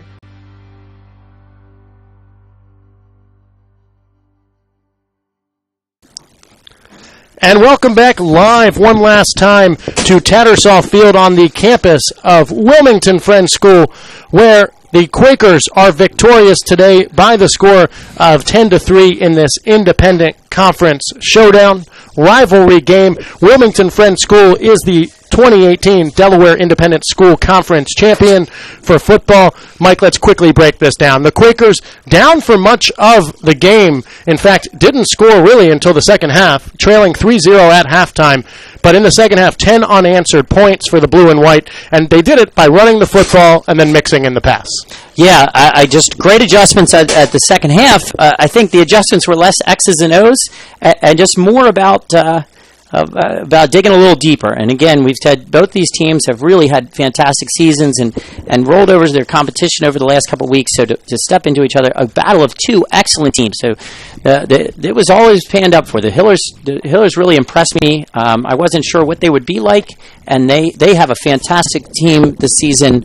But nice job with the Quakers, just sort of almost willing the victory in the second half. The Quakers are now 8-1, 3-0 in the conference, walking away with the championship. Tower Hill 8-2, 2-1 in the conference. Both teams most likely headed to the Division II playoffs. Could meet again. They met again last year. They did in the first round, which was actually very interesting to play a team 2 weeks in a row in football. The first game was quite lopsided. The second game was a nail-biter. But yeah, I think this actually earns, with the Del Mar loss last night, this earns the Quakers just a 2 seed, and I believe that I'm not sure where the Hillers will fall, but they will make the playoffs and potentially meet again. But you know, 1 week at a time, and whoever's playing them, both these teams next week, better be prepared, because these are 2 solid, disciplined teams that are very explosive and play great defense. Well, that's going to do it for our broadcast today. Hopefully you enjoyed the live video coverage of this conference showdown. For Mike McKenzie, I am Andy McEnroe, wishing you a great rest of your weekend. Your final score once again from Wilmington Friends School, the Quakers of Wilmington Friends 10, Tower Hill 3.